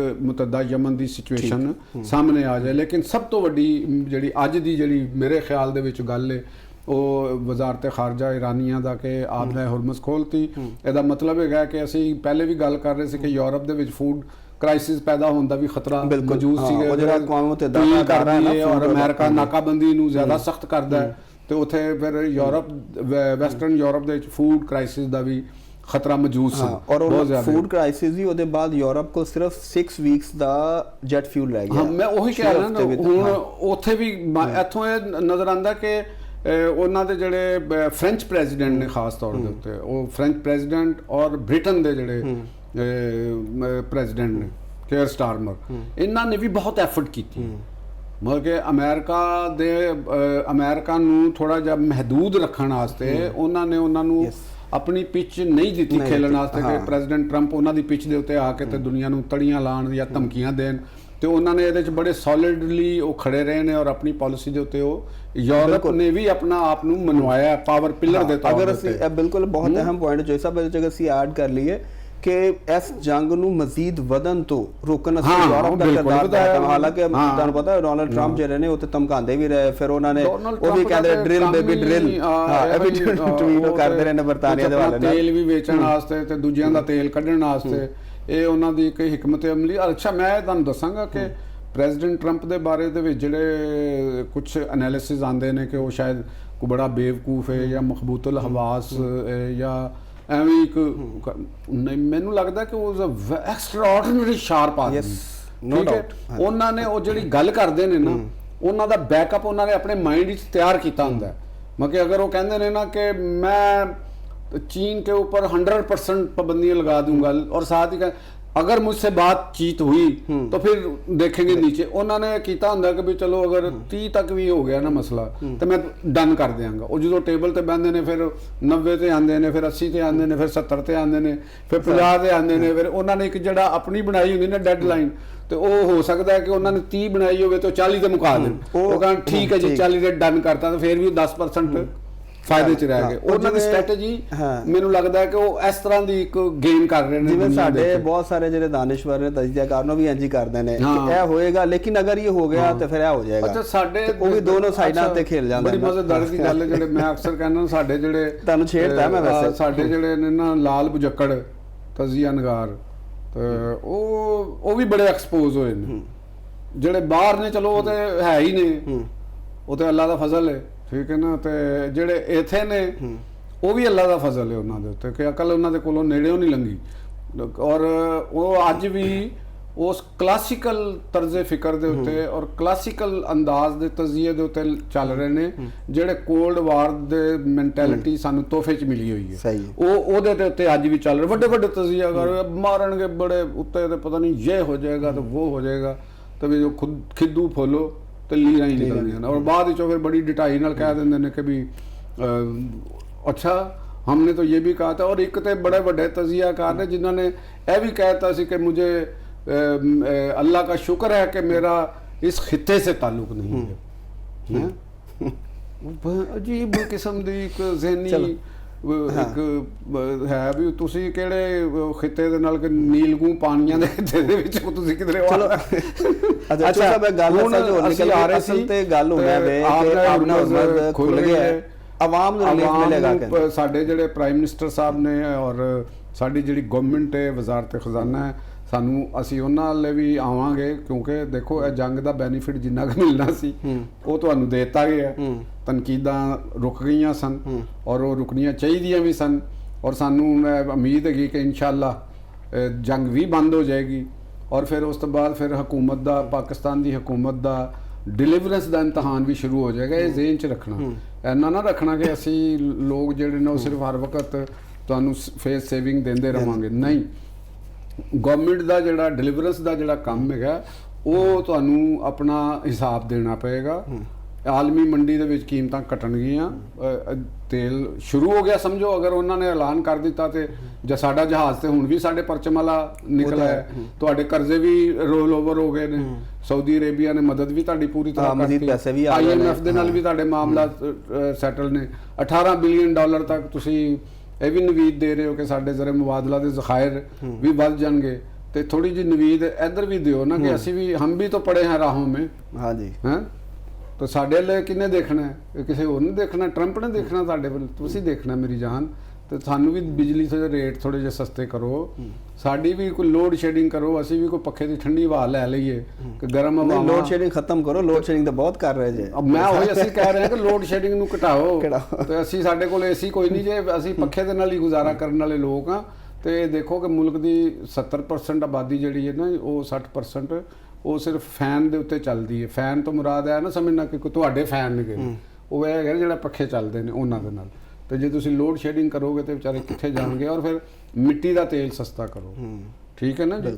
ਉਹਦੇ ਤੇ ਤੁਸੀਂ ਦੂਰ ਦਰਾਜ਼ ਇਲਾਕਿਆਂ ਦੇ ਵਿੱਚ ਮਿੱਟੀ ਦਾ ਤੇਲ ਇਸਤੇਮਾਲ ਹੋ ਰਿਹਾ, ਹੋਰ ਬਹੁਤ ਸਾਰੇ ਕੰਮਾਂ 'ਚ। LPG ਸਸਤੀ ਕਰੋ। LPG ਨੂੰ ਤੇ ਉਹ ਇੰਨੀ ਮਹਿੰਗੀ ਹੋ ਗਈ ਹੈ ਕਿ ਰਕਸ਼ੇ ਵਾਲੇ ਕਿਰਾਇਆ ਮਨਮਾਨਾ ਲੈ ਰਹੇ ਨੇ। ਸ਼ਾਇਦ ਹੁਕਮਰਾਨਾਂ ਨੂੰ ਇਸ ਚੀਜ਼ ਦਾ ਪਤਾ ਨਹੀਂ, ਖਾਸ ਤੌਰ ਤੇ ਸੂਬਾਈ ਹਕੂਮਤਾਂ ਨੂੰ, ਕਿ ਤੁਸੀਂ ਅੱਜ ਜਰਾ ਟਰੈਵਲ ਕਰਕੇ ਤੇ ਦੇਖੋ ਨਾ ਕਿ ਤੁਸੀਂ ਆਪਣੇ ਰਕਸ਼ੇ ਲਵੋ, ਕੋਈ ਵੀ ਰਕਸ਼ਾ ਲਵੋ ਤੇ ਤੁਸੀਂ ਕਿਰਾਏ ਉਹਦੇ ਕੋਲੋਂ ਪੁੱਛੋ। ਹੁਣ ਉਹਦੇ ਨਾਲ ਵੀ ਲੜਨ ਤੇ ਦਿਲ ਨਹੀਂ ਕਰਦਾ। ਦਿਲ ਇਸ ਵਾਸਤੇ ਨਹੀਂ ਕਰਦਾ ਕਿ ਉਹ ਵੀ ਗਰੀਬ ਆਦਮੀ ਹੈ, ਮਹਿੰਗਾਈ ਦਾ ਅਸਰ ਤੇ ਉਹਦੇ ਤੇ ਵੀ, ਉਹ ਵੀ LPG ਮਹਿੰਗੀ ਲੈ ਰਿਹਾ, ਠੀਕ ਹੈ। ਉਹ ਕਿੰਨਾ ਕੁ ਸਸਤਾ ਕਰ ਸਕਦਾ? ਉਹਦੀ ਜੇ ਅਗਰ ਉਹਦੇ ਕੋਲ ਰਕਸ਼ਾ ਹੈਗਾ ਜਾਂ ਉਹਦੇ ਕੋਲ ਚਿੰਗਚੀ ਹੈਗੀ ਹੈ ਤੇ ਉਹ ਟੁੱਟ ਭੱਜ ਵੀ ਹੁੰਦੀ ਹੈ, ਉਹਨੇ ਮਕੈਨਿਕ ਨੂੰ ਵੀ ਪੈਸੇ ਦੇਣੇ। ਤੇ ਜਿਹੜੇ ਮੋਬਾਈਲ ਨੇ ਉਹ ਬਹੁਤ ਮਹਿੰਗੇ ਹੋ ਗਏ ਨੇ, ਹਰ ਚੀਜ਼ ਦਾ ਰੇਟ ਲੱਗਦਾ ਗਿਆ। ਜਿਵੇਂ ਮੋਬਾਈਲ ਵੀ ਜਿਹੜੇ ਨੇ ਉਹ ਪਤਾ ਨਹੀਂ ਅਰੇ ਵਾਰ ਜ਼ੋਨ ਚੋਂ ਆ ਰਿਹਾ ਸੀ ਕਿਸੇ ਪਾਸਿਓਂ। ਤੇ ਖਾਣ ਪੀਣ ਦੇ ਜਿਹੜੇ ਐਡੀਬਲ ਆਇਲਸ ਨੇ, ਇਹ ਉਹ ਆਇਲ ਨੇ, ਉਹ ਮਹਿੰਗੇ ਕਰਤੇ ਨੇ ਜੀ। ਉਹ ਦੁਕਾਨਦਾਰ ਨੂੰ ਪੁੱਛੋ ਤਾਂ ਜੰਗ ਲੱਗੀ ਹੈ। ਅਸੀਂ ਕਹੀ ਯਾਰ ਜੰਗ ਉਧਰ ਲੱਗੀ, ਤੂੰ ਸਾਡੇ ਨਾਲ ਹੀ ਜੰਗ, ਇਹ ਤਾਂ ਸਾਡੇ ਵਾਸਤੇ ਲੱਗ ਗਈ ਨਾ, ਫਿਰ ਜੰਗ ਇਰਾਨੀਆਂ ਵਾਸਤੇ ਥੋੜਾ ਲੱਗੀ ਹੈ। ਤੁਸੀਂ ਸਾਡੇ ਵਾਸਤੇ ਨਾਲ ਜਿੱਥੇ ਜੰਗ ਲੱਗੀ ਉੱਥੇ ਚੀਜ਼ਾਂ ਨਾਰਮਲ ਨੇ, ਜਿੱਥੇ ਜੰਗ ਨਹੀਂ ਲੱਗੀ ਇੱਥੇ ਵਕਤ ਪਿਆ। ਇੱਧਰ ਵੀ ਕਰੋ। ਔਰ ਸਾਡੇ ਤਾਜਰਾਂ ਨੂੰ ਵੀ ਇਹ ਚੀਜ਼ ਨੂੰ, ਸਨਅਤਕਾਰਾਂ ਨੂੰ, ਕਾਰੋਬਾਰੀ ਲੋਕਾਂ ਨੂੰ, ਇਹ ਸਾਡਾ ਕਲਚਰ ਹੈਗਾ ਕਿ ਅਸੀਂ ਜੰਗ ਹੋਵੇ, ਹੰਗਾਮੀ ਹਾਲਾਤ ਹੋਣ, ਜ਼ਲਜ਼ਲੇ ਹੋਣ, ਬਾਰਿਸ਼ ਹੋਵੇ, ਸੈਲਾਬ ਹੋਵੇ, ਅਸੀਂ ਉਸ ਮੌਕੇ ਤੋਂ ਮੁਨਾਫਾ ਕਮਾਉਣ ਦੀ ਕੋਸ਼ਿਸ਼ ਕਰ ਰਹੇ ਹਾਂ। ਇਹ ਕਾਰੋਬਾਰੀ ਅਖਲਾਕੀਅਤ ਨਹੀਂ ਹੈਗੀ, ਇਹ ਜੁਰਮ ਹੈਗਾ। ਤੇ ਬਹਰਹਾਲ ਅਸੀਂ ਗੱਲ ਫਿਰ ਉਹ ਆਪਨੇ ਹੁਰਮਜ਼ ਦੀ ਕਰ ਰਹੇ ਸਨ। ਅਸੀਂ ਆਪਨੇ ਹੁਰਮਜ਼ ਖੁੱਲ੍ਹਣ ਦਾ ਇੰਨਾ ਕੁ ਜ਼ਿਆਦਾ ਦੁਨੀਆ ਦੇ ਵਿੱਚ ਇਸਤਹਿਕਾਮ ਆਏਗਾ, ਅਸੀਂ ਇਹ ਸਮਝਦੇ ਹਾਂ। ਇਸ ਵਕਤ ਅਗਰ ਅਸੀਂ ਤਜਜ਼ੀਆ ਕਰੀਏ ਤੇ ਮੇਰੇ ਖਿਆਲ ਦੇ ਵਿੱਚ ਜੰਗ ਤੇ ਤਕਰੀਬਨ ਫਿਰ ਮੁੱਕ ਗਈ ਹੈ। ਠੀਕ, ਅਗਰ ਆਪਨੇ ਹੁਰਮਜ਼ ਖੁੱਲ ਗਈ ਹੈ, ਹਾਂਜੀ, ਤੇ ਜੰਗ ਬੰਦੀ ਤੱਕ ਕਾਇਮ ਤੇ ਹੈ ਵੇ, ਜੰਗ ਤੇ ਨਹੀਂ ਹੋ ਰਹੀ। ਹੁਣ ਸਿਰਫ ਸਾਨੂੰ ਇੰਤਜ਼ਾਰ ਹੈ ਮੁਆਹਦੇ ਦਾ ਕਿ ਜਿਹੜਾ ਮੁਆਹਦਾ ਹੋ ਜਾਏ। ਇੱਕ ਅਹਿਮ ਪੁਆਇੰਟ ਜਿਹੜਾ ਉਹ ਯੂਰੇਨੀਅਮ ਵਾਲਾ ਹੈ ਨਾ, ਫਿਰ ਬਾਕੀ ਤਾਂ ਉਹੀ ਰਹਿ ਜਾਂਦਾ ਯੂਰੇਨੀਅਮ ਦਾ, ਨਿਊਕਲੀਅਰ। ਉਹ ਤਾਂ ਦੇਖੋ ਕੁਝ ਚੀਜ਼ਾਂ ਤੇ ਛੱਡਣੀਆਂ ਪੈਣਗੀਆਂ ਈਰਾਨ ਨੂੰ, ਇਹ ਤਾਂ ਤੈਅ ਹੈ। ਔਰ ਉਹ ਮੇਰਾ ਖਿਆਲ ਹੈ ਤਿਆਰ ਨੇ, ਯੂਰੇਨੀਅਮ ਦੇ ਉੱਤੇ ਵੀ ਉਹ ਤਿਆਰ ਨੇ। ਇਹਦੇ ਬਗੈਰ ਸਮਝੌਤਾ ਨਹੀਂ ਹੋਣਾ। ਜਿਹੜੀ ਚੀਜ਼ ਅਸੀਂ ਕਹਿ ਸਕਨੇ ਹਾਂ ਗੱਲ ਨੂੰ, ਉਹਦੇ 'ਚ ਨਹੀਂ ਹੋਣਾ। ਕਿਉਂ ਕਿ ਦੇਖੋ ਟਰੰਪ ਨੇ ਵੀ ਤਾਂ ਕੁਝ ਕਹਿਣਾ ਨਾ। ਅਗਰ ਰਜੀਮ ਬਚਦੀ ਹੈ ਤੇ ਟਰੰਪ ਦੀ ਇੱਕ ਤੇ ਗੱਲ ਖਤਮ ਹੋ ਗਈ ਨਾ ਕਿ ਉਹ ਰਜੀਮ ਨਹੀਂ ਚੇਂਜ ਕਰ ਸਕੇ। ਠੀਕ, ਹੁਣ ਉਹਨਾਂ ਨੇ ਅਗਰ ਆਪਣੀ ਆਵਾਮ ਨੂੰ ਕੁਝ ਦੇਣਾ, ਉਹਦੇ ਅੰਦਰ ਦੇਣਾ, ਤੇ ਉਹਨਾਂ ਨੇ ਫਿਰ ਇਹ ਕੁਛ ਨਾ, ਤੇ ਉਹਨਾਂ ਨੇ ਕਹਾ ਯੂਰੇਨੀਅਮ ਤੇ ਈਰਾਨ ਨੂੰ ਦਸਤਬਰਦਾਰ ਹੋਣਾ ਪਏ। ਲੇਕਿਨ ਸਿਰਫ ਉਹ ਚੋਰ ਸਾਹਿਬ ਉਹ ਐਟਮ ਵਾਸਤੇ ਤੇ ਨਹੀਂ ਇਸਤੇਮਾਲ ਹੁੰਦਾ ਨਾ, ਬਾਕੀ ਚੀਜ਼ਾਂ ਵਾਸਤੇ ਵੀ ਹੁੰਦਾ। ਈਰਾਨ ਦਾ ਤੇ ਐਵੇਂ ਕਿ ਸਾਨੂੰ ਰਿਸਰਚ ਮਿਨੀਮਮ ਦੇ ਉੱਤੇ ਕੁਝ ਅਗਰ ਐਗਰੀਮੈਂਟ ਹੁੰਦਾ ਹੈ ਉਹਨਾਂ ਦਾ, ਉਹ ਤੇ ਚਲੋ ਮੁਮਕਿਨ ਹੈਗਾ। ਲੇਕਿਨ ਗੱਲ ਫਿਰ ਉੱਥੇ ਹੀ ਆਉਂਦੀ ਹੈ ਕਿ ਜਿਹੜਾ ਉਹਨਾਂ ਦਾ ਯੂਰੇਨੀਅਮ ਦਾ ਔਰ ਜਿਹੜਾ ਐਟਮ ਬੰਬ ਬਣਾਉਣ ਦਾ, ਮਿਜ਼ਾਈਲ ਦਾ ਦੂਰ ਜਿਹੜੇ ਉਹ ਨਹੀਂ ਹੋਏਗਾ। ਇਹਦੇ ਵਾਸਤੇ ਈਰਾਨ ਨੂੰ ਇੰਤਜ਼ਾਰ ਕਰਨਾ ਪਏਗਾ। ਜੰਗ ਦੀ ਕੁਝ ਕੀਮਤਾਂ ਹੁੰਦੀਆਂ ਨੇ, ਹਰ ਜੰਗ ਦੀ ਕੀਮਤ ਹੁੰਦੀ ਹੈ। ਚਾਹੇ ਫਾਤਿਹ ਵੀ ਹੋਵੇ, ਫਾਤਿਹ ਨੂੰ ਵੀ ਕੀਮਤ ਦੇਣੀ ਪੈਂਦੀ। ਰਾਈਟ, ਜ਼ਰੂਰੀ ਨਹੀਂ ਹੁੰਦਾ ਕਿ ਵੀ ਜਿਹੜਾ ਜੰਗ ਨੂੰ ਲੌਸਟ ਕਰ ਰਿਹਾ ਹੁੰਦਾ ਉਹਦੀ ਪ੍ਰਾਈਸ ਹੁੰਦੀ। ਜੰਗ ਲੜਨ ਵਾਲੇ ਦੀ ਵੀ ਪ੍ਰਾਈਸ ਹੁੰਦੀ ਹੈ, ਵਿਨ ਕਰਨ ਵਾਲੇ ਦੀ ਵੀ ਪ੍ਰਾਈਸ ਹੁੰਦੀ ਹੈ। ਤੇ ਇੱਥੇ ਤੇ ਦੋਨਾਂ ਨੇ ਵਿਨ ਕਰਨਾ, ਤੇ ਪ੍ਰਾਈਸ ਤੇ ਉਹਨਾਂ ਦੋਵਾਂ ਨੂੰ ਪੇ ਕਰਨੀ ਪਏਗੀ ਨਾ। ਠੀਕ, ਅਮਰੀਕਾ ਨੂੰ ਵੀ ਪੇ ਕਰਨੀ ਪਏਗੀ ਤੇ ਉਹਨਾਂ ਨੂੰ ਵੀ ਪੇ ਕਰਨੀ ਪਏਗੀ। ਇਹਦੇ ਵਿੱਚ ਸਭ ਤੋਂ ਵੱਡੀ ਵਿਨ ਜਿਹੜੀ ਹੈ ਮੈਂ ਕਹਾਂਗਾ ਉਹ ਪਾਕਿਸਤਾਨ ਦੀ ਹੈ, ਜਿਹੜੇ ਨੇ ਪੂਰੀ ਦੁਨੀਆ ਦੇ ਵਿੱਚ ਇਹ ਸਟੇਜ ਆਪਣਾ ਸਜਾਇਆ ਹੈ। ਪਾਕਿਸਤਾਨ ਨੇ ਆਪਣੀ ਸਟ੍ਰੈਟੇਜੀਕਲ ਜਿਓਪੋਲਿਟੀਕਲ ਜਿਹੜੀ ਸਾਡੀ ਪੋਜੀਸ਼ਨ ਹੈ, ਆਪਣੇ ਵੇਟੇਜ ਨੂੰ ਸਾਬਤ ਕੀਤਾ ਕਿ ਪਾਕਿਸਤਾਨ ਇੱਕ ਐਸੀ ਜਗ੍ਹਾ ਦੇ ਉੱਤੇ ਹੈਗਾ ਕਿ ਜਿਹੜਾ ਦੁਨੀਆ ਦੇ ਨਕਸ਼ੇ ਨੂੰ ਤਬਦੀਲ ਕਰਨ ਦੇ ਵਾਸਤੇ ਵੀ, ਜਿੱਥੇ ਇਜਲਾਸ ਹੋ ਸਕਦੇ ਨੇ, ਜਿੱਥੇ ਮੀਟਿੰਗਾਂ ਹੋ ਸਕਦੀਆਂ ਨੇ, ਜਿੱਥੇ ਉਹਨਾਂ ਨੂੰ ਸਿਕਿਉਰਿਟੀ ਵੀ ਮਿਲ। ਦੇਖੋ ਅਗਰ ਅਮਰੀਕਨ ਪ੍ਰੈਜ਼ੀਡੈਂਟ ਔਰ ਨਾਇਬ ਪ੍ਰੈਜ਼ੀਡੈਂਟ ਇੱਥੇ ਆਏ, ਈਰਾਨ ਦੀ ਐਡੀ ਵੱਡੀ ਕਿਆਦਤ ਆਈ, ਉਹਨਾਂ ਨੂੰ ਸਿਕਿਉਰਿਟੀ ਦੇਣਾ ਨੋਟ ਈਜ਼ੀ ਟਾਸਕ, ਬਹੁਤ ਵੱਡਾ ਟਾਸਕ ਸੀ। ਆਮ ਜਿਹਾ ਮੁਲਕ ਨਹੀਂ ਕਰ ਸਕਦਾ ਸੀ, ਐਡਾ ਵੱਡਾ ਬੋਝ ਕੋਈ ਨਹੀਂ ਸੀ ਚੁੱਕ ਸਕਦਾ। ਇਟ ਮੀਨਸ ਕਿ ਪਾਕਿਸਤਾਨ ਦੀ ਜਿਹੜੀ ਸਿਕਿਉਰਿਟੀ ਦੇ ਅਦਾਰੇ ਨੇ, ਸਾਡੀ ਜਿਹੜੀ ਵਾਰ ਮਸ਼ੀਨ ਹੈਗੀ ਹੈ, ਉਹ ਇਸ ਕਾਬਿਲ ਹੈ ਵੇ ਕਿ ਉਹ ਵੱਡੇ ਤੋਂ ਵੱਡੀ ਦੁਨੀਆ ਦੀ ਜਿਹੜੀ ਸ਼ਖਸੀਅਤ ਨੇ ਔਰ ਉਹਨਾਂ ਨੂੰ ਉਹ ਪ੍ਰੋਟੈਕਟ ਕਰਨ ਦੇ ਕਾਬਿਲ। ਜਿਸ ਤਰੀਕੇ ਨਾਲ ਈਰਾਨ ਤੋਂ ਵਫਦ ਲਿਆਂਦਾ ਪਾਕਿਸਤਾਨ, ਔਰ ਹੁਣ ਵੀ ਉੱਥੇ ਗਏ ਨੇ, ਵਾਰ ਜ਼ੋਨ ਚ ਮੌਜੂਦ ਨੇ ਔਰ ਮੇਰਾ ਖਿਆਲ ਹੈ ਕਿ ਪਾਕਿਸਤਾਨ ਨੂੰ ਅੱਲਾਹ ਤਾਲਾ ਨੇ ਇੱਜ਼ਤ ਦਿੱਤੀ ਹੈ। ਔਰ ਅਗਰ ਸਾਡੇ ਹੁਕਮਰਾਨ ਜਿਹੜੇ ਨੇ ਇਸ ਇੱਜ਼ਤ ਨੂੰ ਕਨਵਰਟ ਕਰਨ ਆਵਾਮ ਦੀ ਮਾਸ਼ੀ ਅਪਲਿਫਟ ਵਾਸਤੇ, ਤੇ ਮੇਰਾ ਖਿਆਲ ਹੈ ਕਿ ਬਹੁਤ ਵੱਡੀ ਸਾਡੀ ਕਾਮਯਾਬੀ ਹੈ। ਬਿਲਕੁਲ, ਹੁਣ ਅਸਲ ਜਿਹੜਾ ਟਾਸਕ ਉਹ ਇਹੀ ਹੈ। ਨਾਜ਼ਰੀਨ, ਪ੍ਰੋਗਰਾਮ 'ਚ ਵਕਤ ਹੈ ਇੱਕ ਬ੍ਰੇਕ ਦਾ। ਬ੍ਰੇਕ ਤੋਂ ਬਾਅਦ ਜਦੋਂ ਵਾਪਸ ਆਵਾਂਗੇ ਤੇ ਮੁਲਕੀ ਸੂਰਤ ਹਾਲ ਉੱਤੇ ਗੱਲ ਕਰਾਂਗੇ। ਸਾਡੇ ਨਾਲ ਜੁੜੇ ਰਹੋ।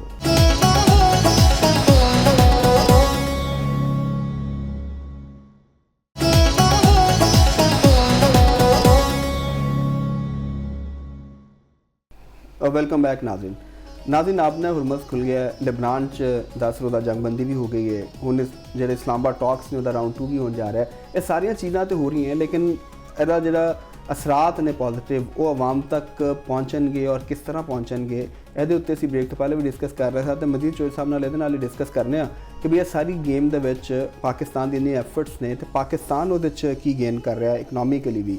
ਚੋਰ ਸਾਹਿਬ ਜੀ ਦੇਖੋ, ਮੈਨੂੰ ਪਤਾ ਸੀ ਤੁਸੀਂ ਇਹਦੇ 'ਚ ਜ਼ਰੂਰ ਆਣਾ। ਤੂੰ ਹਰ ਬੰਦਾ ਸਮਝਦਾ ਨੇ ਕਿ ਮੈਨੂੰ ਕੀ ਇਹਦੇ 'ਚ ਜ਼ਾਹਿਰ ਹੈ।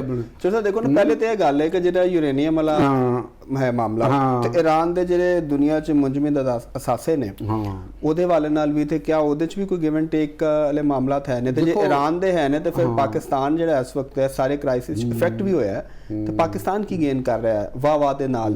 ਦੇਖੋ ਇਹਦੇ ਅੰਦਰ ਨਾ ਕੁਝ ਚੀਜ਼ਾਂ ਜਿਹੜੀਆਂ ਨੇ ਉਹ ਭਾਵੇਂ ਫੌਰੀ ਤੌਰ ਤੇ ਨਾ ਹੋਣ ਪਰ ਮੇ ਵੀ ਉਸੇ ਵਕਤ ਹੀ ਹੋ ਜਾਣ। ਉਹਦੇ 'ਚ ਈਰਾਨ ਦੇ ਜਿਹੜੇ ਅਸਾਸੇ ਨੇ, ਜਿਹੜੇ ਮੁੰਜਮਦ ਅਸਾਸੇ ਨੇ, ਉਹ ਬਹਾਲ ਹੋਣਗੇ, ਠੀਕ, ਉਹਨਾਂ ਨੂੰ ਇਹਦਾ ਫਾਇਦਾ ਮਿਲੇਗਾ।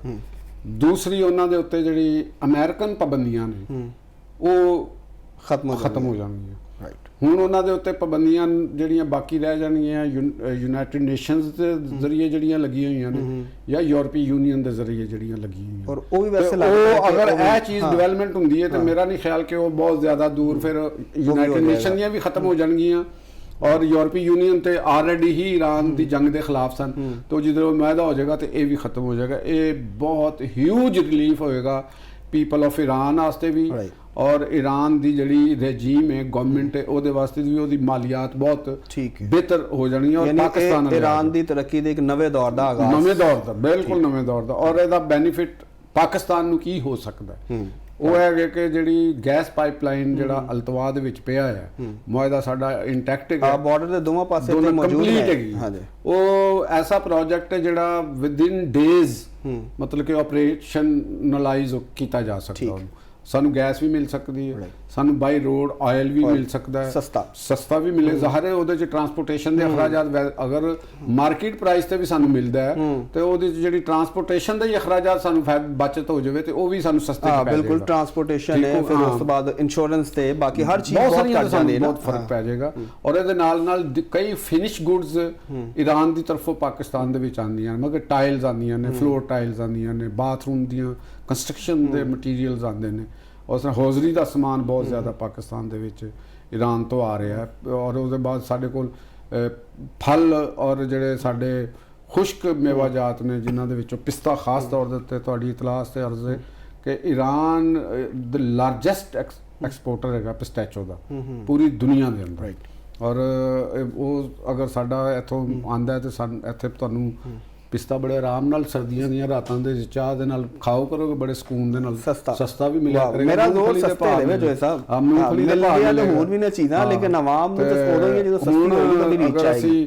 ਇਹ ਫਿਰ ਵਾਪਸ ਅਸੀਂ ਆਨੇ ਆ, ਇਹ ਪਾਕਿਸਤਾਨ ਦਾ ਸਿਸਟਮ ਘੁਮਾਈ ਜਾ ਰਹੇ ਵਾਪਸ ਨਹੀਂ, ਇਹ ਸਿਸਟਮ ਸਾਡੇ ਡਿਵੈਲਪਮੈਂਟ ਦਾ ਵੀ ਜਿਹੜਾ ਤੁਹਾਡਾ ਸਿਸਟਮ ਹੈਗਾ, ਸਾਡੇ ਜਿਹੜੀ ਬਿਊਰੋਕ੍ਰੈਟਿਕ ਸਿਸਟਮ ਹੈਗਾ ਔਰ ਸਾਡੀ ਜਿਹੜੀ ਗਵਰਨਮੈਂਟ ਦਾ ਜਿਹੜਾ ਗਵਰਨੈਂਸ ਹੈਗੀ ਹੈ, ਉਹ ਜਿੰਨੀ ਕੁਇਕ, ਜਿੰਨੀ ਐਫੀਸ਼ੀਐਂਟ ਹੋਏਗੀ, ਜਿਹੜਾ ਰਿਲੀਫ ਹੋਏਗਾ, ਜਿਹੜੇ ਸਮਰਾਟ ਹੋਣਗੇ, ਉਹ ਉਨੇ ਹੀ ਜਲਦੀ ਸਾਡੀ ਮਾਰਕੀਟ ਤੱਕ ਪਹੁੰਚਣਗੇ ਔਰ ਮਾਰਕੀਟ ਤੱਕ ਜਾਣਗੇ ਤੇ ਕੰਜ਼ਿਊਮਰ ਐਂਡ ਯੂਜ਼ਰ ਤੱਕ ਆਉਣਗੇ।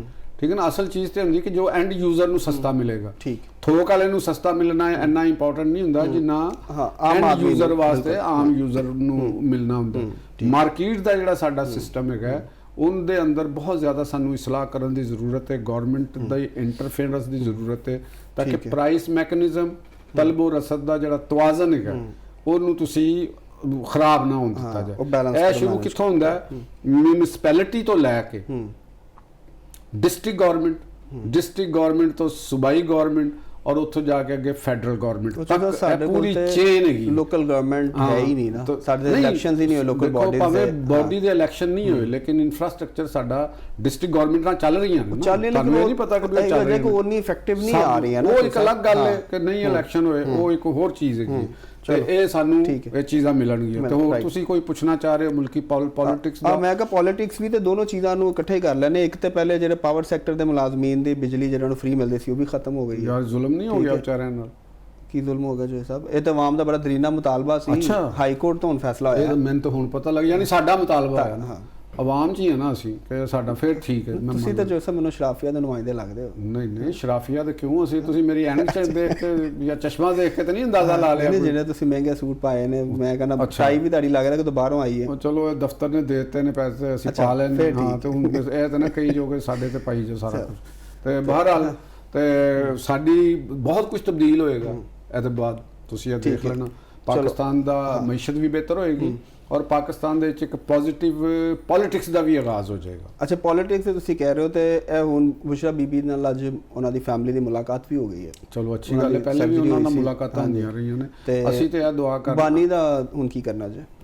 ਬਾਨੀ ਆਪਣੇ ਮੁਕੱਦਮਾਤ ਲੜਨਗੇ ਔਰ ਉਹਨਾਂ ਦੇ ਮੁਕੱਦਮਾਤ ਅਦਾਲਤ ਜਿਵੇਂ ਫੈਸਲਾ ਦੇਗੀ ਤੇ ਉਹਨਾਂ ਨੂੰ ਰਿਲੀਫ ਮਿਲ ਸਕਦਾ ਅਗਰ ਉਹ ਕਾਨੂੰਨ ਦਾ। ਲੇਕਿਨ ਤੁਸੀਂ ਪੋਜ਼ਿਟਿਵ ਪੋਲਿਟਿਕਸ ਦੀ ਗੱਲ ਕੀਤੀ, ਉਹਦੇ ਵਾਲੇ ਨਾਲ ਸਾਨੂੰ ਕੁਝ ਚੀਜ਼ਾਂ बैरिस्टर गौहर साहब की तरफों जोड़े बयानात आ रहे हैं और वज़ीर आला खैबर पख्तूनख्वा की तरफों भी जोड़े बयानात आ रहे हैं और उतों सानू नज़र आ रहा कि वो आने वाले दिनों के विच जिहड़ी PTI की जिहड़ी हार्ड लाइन पॉलिसी है या एक मुतशद्दद पॉलिसी है, उहदे अंदर तब्दीली आएगी तो मेन स्ट्रीम पॉलिटिक्स दे विच वापस आएंगे, जिहदा अल्टीमेट फायदा वो PTI ਨੂੰ ਵੀ ਹੋਏਗਾ ਔਰ ਬਾਨੀ PTI ਨੂੰ ਵੀ ਹੋਏਗਾ ਔਰ ਪਾਕਿਸਤਾਨ ਨੂੰ ਵੀ। ਮੇਰਾ ਖਿਆਲ ਹੈ ਅਗਰ ਉਹ ਇਹ ਕਰ ਲੈਣ ਤੇ ਬਹੁਤ ਬਿਹਤਰ ਹੈ। ਦੇਖੋ ਕਿਸੇ ਦੀ ਕੋਈ ਮੁਖਾਲਫਤ ਨਹੀਂ, ਪਾਕਿਸਤਾਨ ਦੀ ਤਰੱਕੀ ਵਾਸਤੇ ਸਿਆਸੀ ਜਮਾਤਾਂ ਨੂੰ ਜ਼ਰੂਰ ਕਰਨਾ ਚਾਹੀਦਾ। ਠੀਕ ਹੈ ਜੋ ਸਾਹਿਬ, ਹੁਣ ਕੋਈ ਮੈਸੇਜ ਸਾਡੇ ਨਾਜ਼ਰੀਨ? ਅੱਛਾ, ਮੈਸੇਜ ਸਰ, ਅੱਜ ਮੇਰਾ ਜਿਹੜਾ ਜਨਾ ਉਹ ਪਾਕਿਸਤਾਨ ਦੇ ਅੰਦਰ ਜਿਹੜੇ ਮੋਟਰਸਾਈਕਲ ਸਵਾਰ ਨੇ ਉਹਨਾਂ ਵਾਸਤੇ ਹੈ। ਅਗਰ ਜਿਹੜੇ ਸਾਨੂੰ ਦੇਖ ਰਹੇ ਨੇ ਔਰ ਸੁਣ ਰਹੇ ਨੇ ਉਹਨਾਂ ਵਾਸਤੇ ਵੀ ਕਿ ਉਹ ਅੱਗੇ ਇਸ ਗੱਲ ਨੂੰ ਵੀ ਪਹੁੰਚਾਉਣ ਕਿ ਮੋਟਰਸਾਈਕਲ ਦਾ ਮਤਲਬ ਇਹ ਨਹੀਂ ਹੁੰਦਾ ਕਿ ਸਿਰਫ ਤੁਹਾਨੂੰ ਚਲਾਣੀ ਆ ਜਾਵੇ, ਰੇਡ ਨਹੀਂ ਆ ਜਾਵੇ। ਇਹਦਾ ਮਤਲਬ ਇਹ ਹੁੰਦਾ ਕਿ ਤੁਹਾਨੂੰ ਰੋਡ ਸੈਂਸ ਵੀ ਹੋਵੇ। ਮੋਟਰਸਾਈਕਲ ਸਵਾਰਾਂ ਦੀ ਅਕਸਰੀਅਤ ਦੇ ਵਿੱਚ ਮੁਸ਼ਾਹਦਾ ਕਰਨ ਚ ਆਇਆ ਕਿ ਉਹਨਾਂ ਨੂੰ ਇਹ ਨਹੀਂ ਪਤਾ ਹੁੰਦਾ ਕਿ ਮੇਰੀ ਸੜਕ ਦੇ ਉੱਤੇ ਲਾਈਨ ਕਿਹੜੀ ਹੈ। ਉਹਨਾਂ ਨੂੰ ਆਪਣੀ ਇਸ ਲਾਈਨ ਦਾ ਨਹੀਂ ਪਤਾ। ਉਹਨਾਂ ਨੂੰ ਇਹ ਨਹੀਂ ਪਤਾ ਹੁੰਦਾ ਕਿ ਅਗਰ ਅਸੀਂ ਓਵਰਟੇਕ ਕਰਨਾ ਕਿਸੇ ਵਹੀਕਲ ਨੂੰ ਤੇ ਉਹਦਾ ਮੁਨਾਸਬ ਟਾਈਮ ਕੀ ਹੈ, ਮੁਨਾਸਬ ਵਕਫਾ ਕੀ ਕਿੱਥੇ ਰੱਖਣਾ ਔਰ ਕਿਸ ਤਰ੍ਹਾਂ ਕਰਨਾ। ਇਹੋ ਹੀ ਵਜ੍ਹਾ ਹੈਗੀ ਹੈ ਕਿ ਸਾਡੀਆਂ ਸੜਕਾਂ ਦੇ ਉੱਤੇ ਰੋਜ਼ ਐਕਸੀਡੈਂਟ ਹੁੰਦੇ ਨੇ ਔਰ ਮੋਟਰਸਾਈਕਲ ਸਵਾਰ ਉਹਦੀ ਜ਼ਿਆਦਾ ਵਜ੍ਹਾ ਗੋ ਗੱਡੀਆਂ ਦੀ ਰੈਸ਼ ਡਰਾਈਵਿੰਗ ਉਹ ਵੀ ਹੁੰਦੀ ਹੈ, ਲੇਕਿਨ ਗੱਲ ਕਿਉਂਕਿ ਮੋਟਰਸਾਈਕਲ ਸਵਾਰ ਦੀ ਕਰ ਰਹੇ ਹਾਂ ਔਰ ਉਹ ਜ਼ਿਆਦਾਤਰ ਉਹਨਾਂ ਦੀ ਗਲਤੀ ਦੀ ਵਜ੍ਹਾ ਦੇ ਨਾਲ ਹੁੰਦੀ ਹੈ ਔਰ ਇੰਨੀ ਸਖਤੀ ਇੰਨੇ ਜੁਰਮਾਨਿਆਂ ਦੇ ਬਾਵਜੂਦ ਕਈ ਮੋਟਰਸਾਈਕਲ ਸਵਾਰ ਨਹੀਂ ਪਾ ਰਹੇ ਹਜੇ ਤੱਕ ਵੀ, ਹੈਲਮਟ ਦੀ ਪਾਬੰਦੀ ਨਹੀਂ ਕਰਦੇ।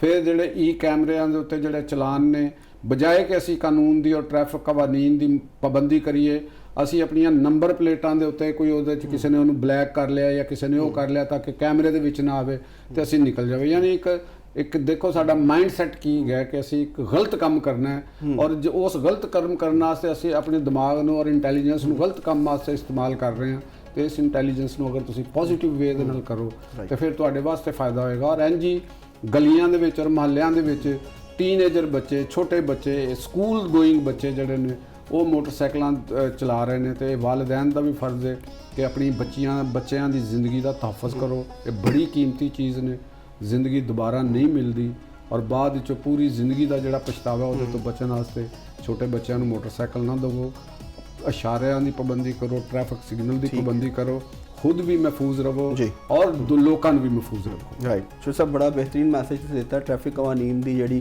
पासदारी तो सब ही करनी चाहिए। और नाज़रीन, प्रोग्राम का वक्त हो गया ख़त्म। कल हाज़िर होवांगे ऐसे वेले ते करांगे गूढ़ी गल लतीफ़ चौधरी दे नाल।